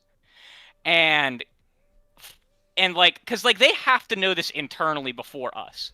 Like these companies know things about each other. There is such a thing as corporate espionage, right? They know things about each other. So I have to believe that internally at Microsoft there is a knowledge that these like the other companies are considering walling off their gardens more. And if there wasn't also a concern with how Microsoft left itself super vulnerable to that with the moves in the last 2 years. Right. Like, I have to imagine that when they are saying that the plan is not the plan until it's the plan, or whatever the fuck her That's bad what phrase she was. said, yeah. A Speaking really of which, fucking funny phrase. Here it is. I Right That was have so to good. actually imagine that they are running scenarios right now. And shout Like out at this point. Shout out to Jez Corden, of course, of Windows Central, who got a lot of flack apparently for his exclusive my talk God. with Asha here and Matt Blessing deserves all the hate he gets for that. Booty. Truly, all of it. He Hey. deserves every last ounce of vitriol that's not a threat. at Hey, him. He Paris. doesn't deserve real threats. I know that Blessing is threaten your people. boy, Paris, but how many strikes does this Blessing have, Paris? Because you gave me 14 now. I don't know why I need that many. I think Blessing deserves some of the strikes for me. He I don't think he really meant what he said. He just spoke without thinking, and now he's getting blown up for it. And that, Well, and he only that like sucks. half apologized. He apologized, but he was like, I meant most of what I said, but like if any of it, he was like if any of it came off as denigrating towards Jez himself, it shouldn't have. I think they should have just gone to a more professional website. I'm just like, Damn. that's Right, and it's like, okay, well, that's his website. Yeah, that's not apologizing. It wasn't great. It wasn't great. And the only person who bothered to even reach out to Jez to say something was Greg, because he runs the company. Like, Yeah. Well, I mean, at least Greg did it. That's a shout out to him. Greg's very at least nice. Greg did it. Yeah, Greg is a good dude. So let me say this. To your point of that, Crusader, would you think then that Asha could possibly take them back to some type of form of exclusivity? I mean, my prediction before today was that they would go back to timed with single player stuff, Right. because then it would be an exact proxy to what PlayStation has on PC, and it would literally level the playing field completely, and they would still be putting stuff everywhere. They would still be meeting customers. It would just be later. Yeah, And like, I agree. like, there's no who cares if they're gonna make the money either way. It's just coming a little later, and after 1 year, and if they can keep constant development cycles, like, it'll all even out. Like, there won't be a real anything lost. Right. That being said, if PlayStation's completely receding, I could see an outcome. I don't know how likely it is, but I could see an outcome where they are actually where to compete and to actually continue to exist, they are forced to do some as a company. And I truly do believe that they are running the number right now. They are looking at that. I genuinely believe they are looking at there's it no doubt internally. Like, I genuinely believe she is being honest and looking at internally what they're going to do. Does that mean anything changes? I don't know. Not yet. When she first tweeted that dude and said we're listening on Twitter, I would have said absolutely not, nothing changes. After Jazz's article, I'd have been like, okay, maybe some minor changes. After the news today with PlayStation, I actually have no fucking clue. Yeah. Like, After Jazz's genuinely. article, I would have thought that it would still be going to other platforms, but that we would get sort of a more consistent, We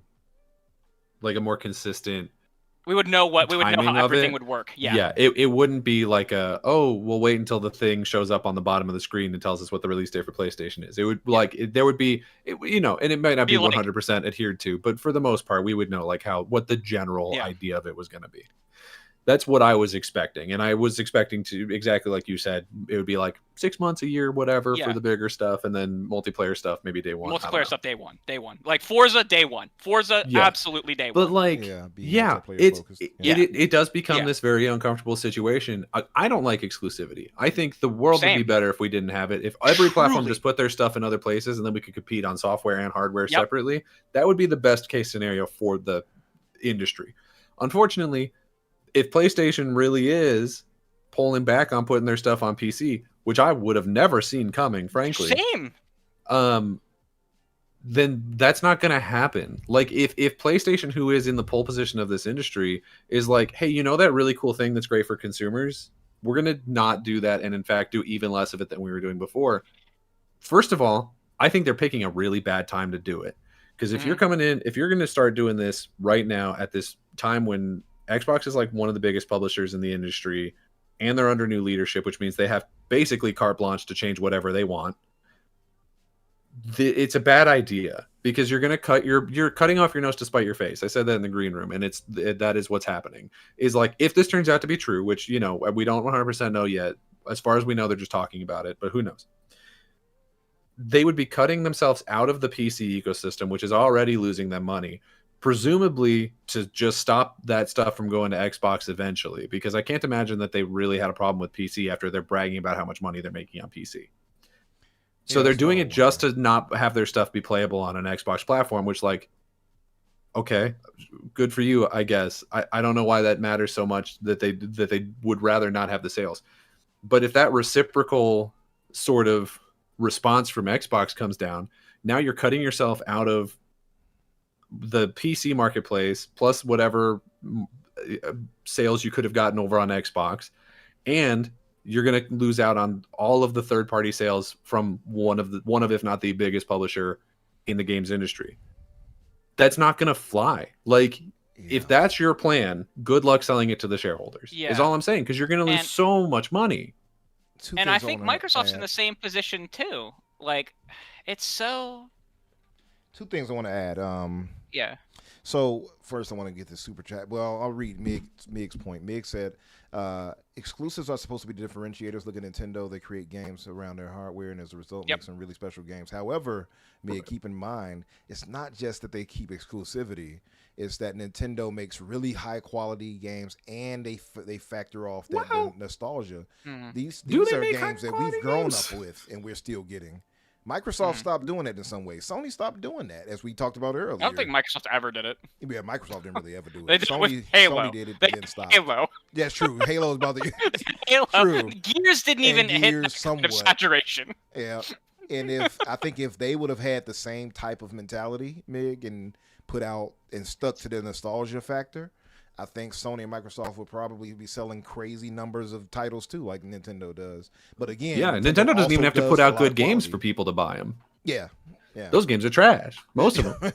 There you go. We give Nintendo way too much credit. If any other company put out games, the lack of quality and the lack of features that Nintendo puts out in the Pokemon games, in the new Zelda games, where it's like baby's first RPG, hell no. Are you kidding me? No, not a chance in hell. I was trying to be positive, so Major would not be on my case, but no, Major, come in here. Come in here. Let me know how you feel.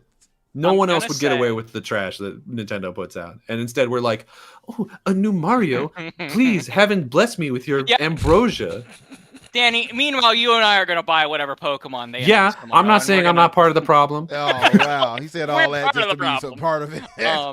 But I will say this.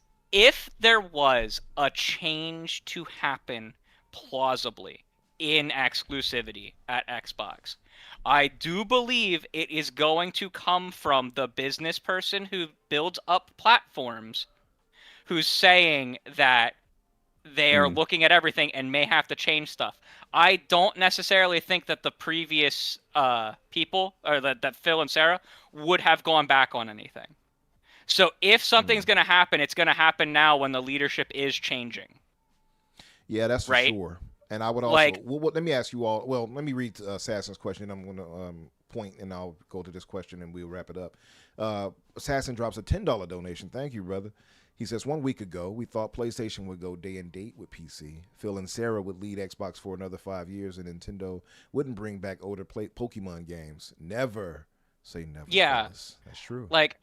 Like truly, I'm at a point where, like, when they say that they are reviewing things internally and making decisions and commenting on things about exclusivity, like a random tweet on Twitter that no way, shape did she need to respond to, and when she, when Jez outright asks them, what about exclusivity, and they're like, the plan is the plan until it's not the plan.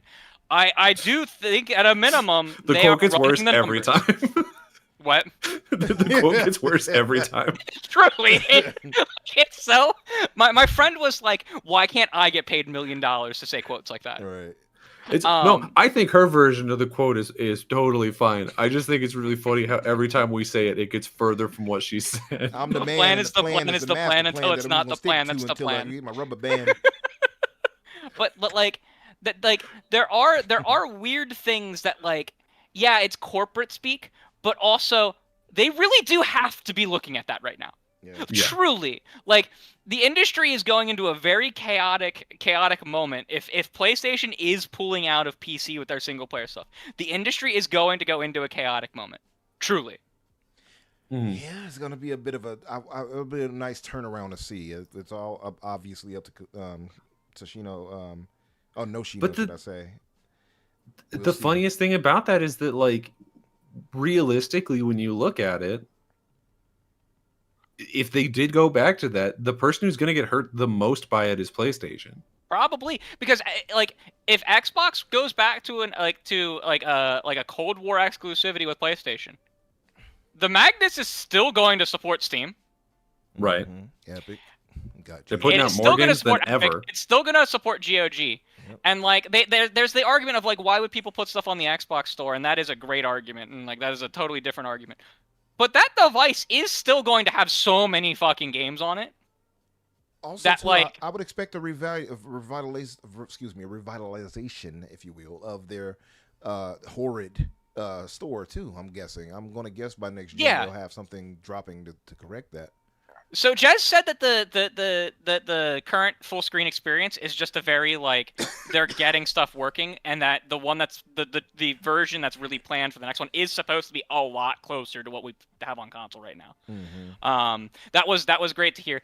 I want to hear these things from them. Also, the fact that they said that we're going to hear about hardware soon, I don't know if that means June or November. But I'm like gonna I'm guess actually June. excited to hear about Yeah. to hear about that kind of stuff. I would imagine June because I mean 25th Yeah. anniversary. They got Phil out of the way already, so Well- they could focus on her in the future, right? Will they do it? Will they do it on the big showcase this summer, or will they actually do it in the fall anniversary? Yeah. No, because like it's on separate show. You're saying? remember for like the 20th anniversary, they did a mini thing and like they announced a bunch of stuff. That was they did the last big backwards compatibility drop for the 20th. Yeah. So like the like they say soon. I have a feeling. I was talking to Danny about this. I have a feeling we get an announcement for the announcement.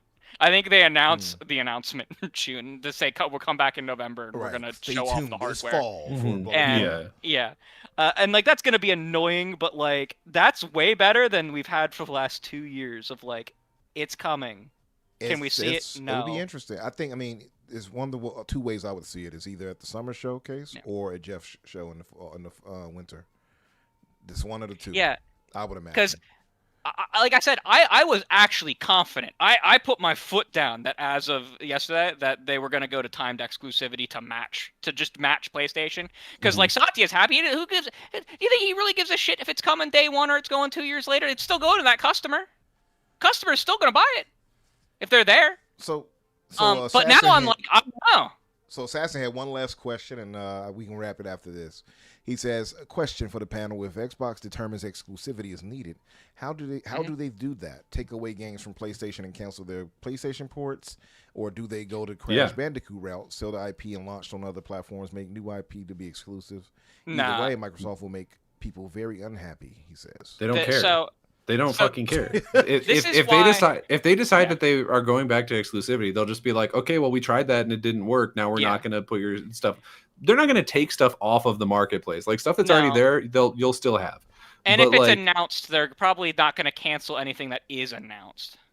yeah, and everything else is from that point on would just not go to that platform. Yeah, because like I think what I said was that they were going to start this middle or beginning or middle of next year, when basically everything they had announced was already out, and then they were going to announce that they're moving to a timed exclusivity model to be better for the blah blah blah blah blah, blah corporate speak.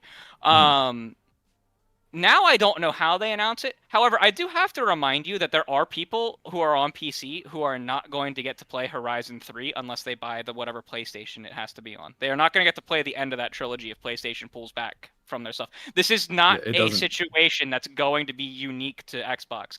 There These are companies people, don't care. Yeah, That's there's gonna not, right like not what their PlayStation, job Xbox. is. They're not going to care. They're going to say, "Come buy our system to play our game," or go away.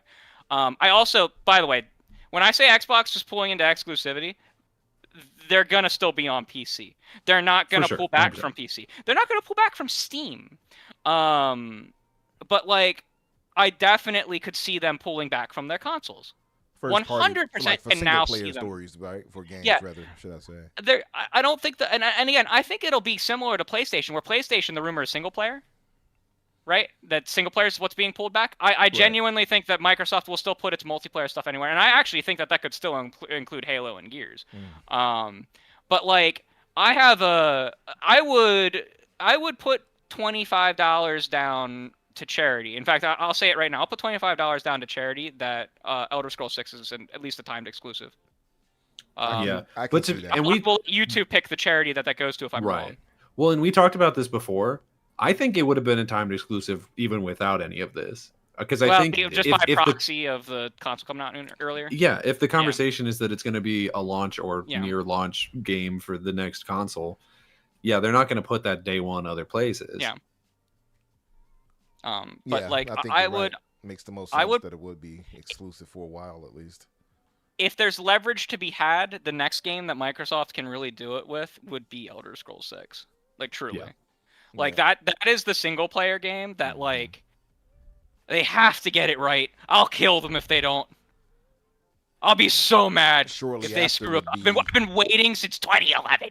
Yeah, they got to get it right. For also shortly Um, after that would be Halo. The next Halo would be Right. not too long after that. Like I have to imagine that these conversations and simulations, like the data simulations, are being run.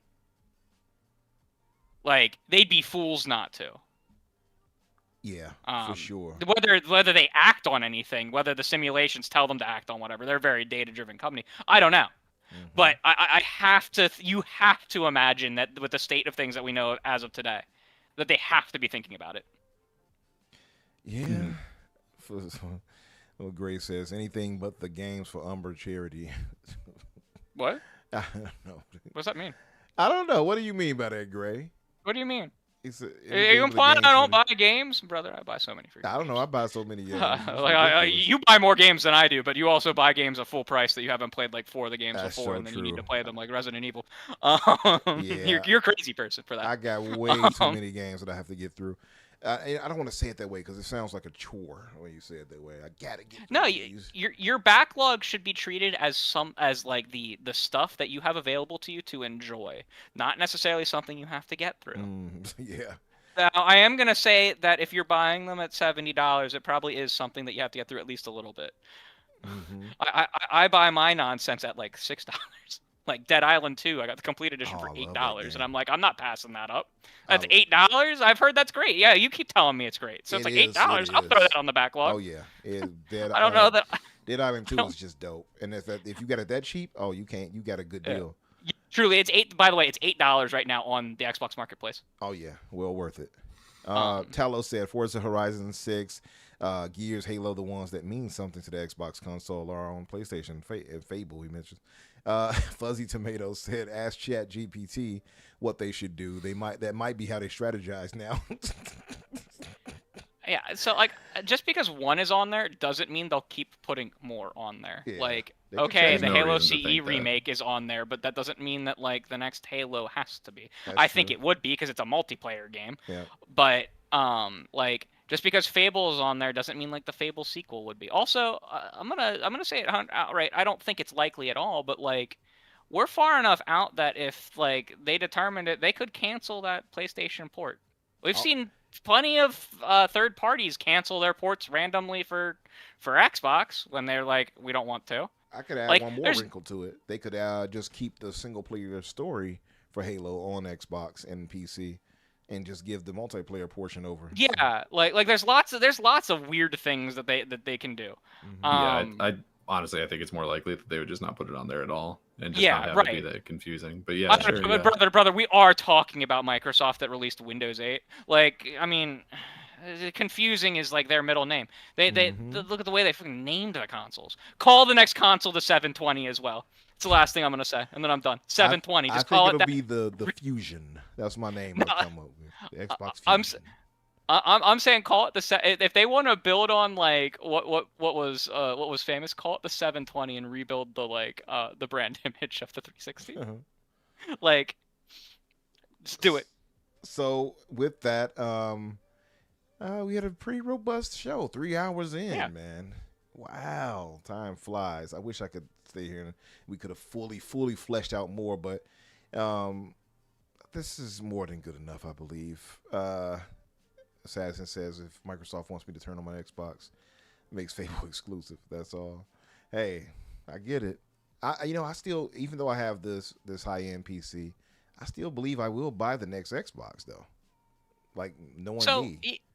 I mean, it has all of the it's gonna have all the games you had before, and then it'll play at like PC stuff. So you might as well get it and put it in the living Yeah. room versus wherever you have if you have your like computer in like your Hook to the desk TV. or something. Yeah. Yeah, I and then still you might can- do that. Yeah, I might. Imagine being able to have all the benefits of a PC without having to put your balls in a mousetrap to play on it. It's gonna. Danny, I'm warning you right now. It's probably gonna be balls in the mousetrap when you go outside of the full screen experience to do stuff. Paris said. I doubt Of it. course, you're buying an Xbox. That's what Xbots do. I'm buying it because I'm like $10,000 into this fucking ecosystem. I'm not sure I That's believe right. that this is the real Paris Like- Lily. That's him. You sure it's him? Yeah, I'm certain. Anyway, you buying it too, Paris? What are you talking? Actually, No, he'll have one sent to him. Paris if is it's gonna the have real one sent to him to He'll review. have one sent. Yeah. to I wish that I didn't have to spend the money. I wish I was in that position. He grinded for that position. Paris, He deserves if that you get position. sent one, give it to me instead, so I don't have to buy it. Okay. So yeah. He could have sent you one. Yeah. He said Umbra and I was DMing just yesterday about it. An internet weirdo. Indeed, we were. Indeed. Wow, now I got to take Umbra's word for Yeah. it. See? So Soil Tech says he's definitely buying it. Yeah. See. Yes. I'm I mean, guessing Talos. I'm guessing you buying it. They don't need to move like the numbers that PlayStation or Switch does. They just need to move enough to make it sure that like developers aren't skipping their platform and customers are there to buy stuff. For sure. It just needs to be a bit more than they're selling right now. They need to get into like the 50s. I agree Sure. with that. Well, the last we saw, they're at like 48. Like they'll get to 50 by the end of the generation. But as far as They just console need to sold, they you're need to saying? do a bit Yeah. like they need to do a little better, just a little bit better. Yeah. Well, you know, I think I just- if the PC thing ends up not sucking, I think that they'll get that. And then honestly, if they end up having to do exclusivity again, or not having, but If choosing they to do exclusivity again, Yeah. then yeah, that'll bring in even more people. So We'll see. We'll see. But yes, folks, this has been another excellent, exciting episode of The Fix. You heard the talk get very contentious and passionate, as I like to say. I which haven't had one of those since I approve of that. TXR. I like passionate discussions like that. Yeah, me too. I haven't had one of those since TXR was sent. See, there you go. That's what we're here for, to passionately discuss gaming. I don't want to. He says get a PS5 Pro and enjoy greatness. I don't even touch the PS5 I have now, Paris. Yeah. I'm seconds Same. away from getting rid of that. If it wasn't for GTA, this thing would be gone. Like I got rid of the Xbox and I was like, why did I do that? But I forgot GTA. I need it for that. And then I was like, well, he says you're lost. No, but I'm literally only holding on to this because of GTA, and I don't want the FOMO. So that's quite literally it. Everything else I can wait for on PlayStation. It says the AI take over Paris. No, this is just him, uncut assassin. This is him. Here, where's my follow from Paris? Yeah, Still waiting on it. follow Crusader, Paris. Still waiting on it. Yeah. Before I give you some strikes. Mig says Strikes. PS5 is I the love first the strikes. That's the PlayStation funniest shit in the planet. Yeah. But I, anyway, it says play GTA on your precious Xbox Series F. Yeah. Yeah. Shy's Gamer says he hasn't touched his PS5 in over a year. Yeah, it's been like that for me too, brother or sister. I'm not sure what you are. I'm sorry. And you are shy, so you didn't tell me. Anyway, let's get out of here. Let's get out of here and close it out. Start with you, Crusader. Tell the good folks where they can find you and what you'll be up to. You can find me at Crusader3456 on Twitter and Bluesky and Backlogged. I'm gonna be playing Final Fantasy V. Then I'm probably gonna go to Final Fantasy VI. You've been killing it with the Final Fantasies. I have really, really been enjoying the Final Fantasy games. I don't get in a turn-based kick often, but when I do, I typically don't want to leave it for a while. And I think after these, I may go play Chrono Trigger, or is it Chrono Trigger? Which one are you playing? Which one is it that's actually available? Chrono Trigger. what do you mean? Chrono Cross. Oh, Chrono Cross is is the the one one that that's Danny's playing. Well, you yeah. can- I might get- play that. I might play that. What are I the? There think was like both are available. well, all right. You can't purchase Chrono Trigger on like anything. Not even on like GOG. Oh, maybe GOG. I don't know. I want Xbox achievements, man. I'm lame. fair. And I have plenty of other games that I can play. But there was like 2 turn-based JRPG-like games released. I think one was on Game Pass and one wasn't. I think Sea of Swords was the one. Oh, Sea of Stars. Sea of Stars. Yes. Sea of Yeah. Stars, and then I think the other one was Chained Echoes. Both excellent. tell you. Yes. Yeah, and so I have both of those. I've been considering playing both of those. I do at some point actually need to play through Expedition 33 because Yes, you everyone do. tells me it's the absolute Yeah. greatest thing since sliced Everyone bread. tells me that they're so afraid of AI coming into Xbox, but then they gave Game of the Year to an AI game. So I don't know what Stop the fuck. it. So I don't know what the conversation's That all ain't about. fair. But I don't know. I don't know why we're so concerned. Turns out all you got to do is be like, make Final Fantasy, but make it French, and then you get fucking 5,000 awards. Make it very sad. Talk Mon about ami. death a lot. there was a bunch that I was thinking about though. All of them like JRPGs like that. So I don't know. I We'll still see. need to play We'll see what I do. Metaphor. You That one's know, been I feel like installed for Never like played a year. I've never played a single Atlas game. Oh, They're shut all up. on the You list. were I like own me, them all. man. You were like me. Throw I only had everything just finally else off of played, your list. I had only finally played Metaphor was my first Atlas game. Yeah, I no, gotta- throw I- everything else on your list and play Persona 3 Reloaded. Everybody tomorrow. tells me that. I think Assassin even told And me. I got the DLC because like they let you keep that with the Game Pass perk. Nice. So I think I own the DLC for Persona 3 Reloaded, and I don't own the actual game. Like, and it's not on It's- Game Pass anymore. I don't think. That's good too, because that's the FES content. That's Okay. Specifically Persona 3 FES is like one of my favorite games of all time. So I was really glad that they put that back in there. It was Yeah. kind of stupid that they made it DLC, but whatever. I'll I get got to for it. free, so I'm not Those mad. games make me so nervous because they're like 100 trillion hours long. Well, I mean, yeah. I mean, yeah. And like so far the older Final Fantasies have been between like 12 and like 30 hours. Oh, they're incredibly short. But hey, And, but like- that shit goes out the window pretty fast. Once you start hitting like 8, 9, 10, those ones are like at least 40, 50. Yeah, I know. But to point it But yeah, out. I'll be on the social medias. You can find me. You can find me there.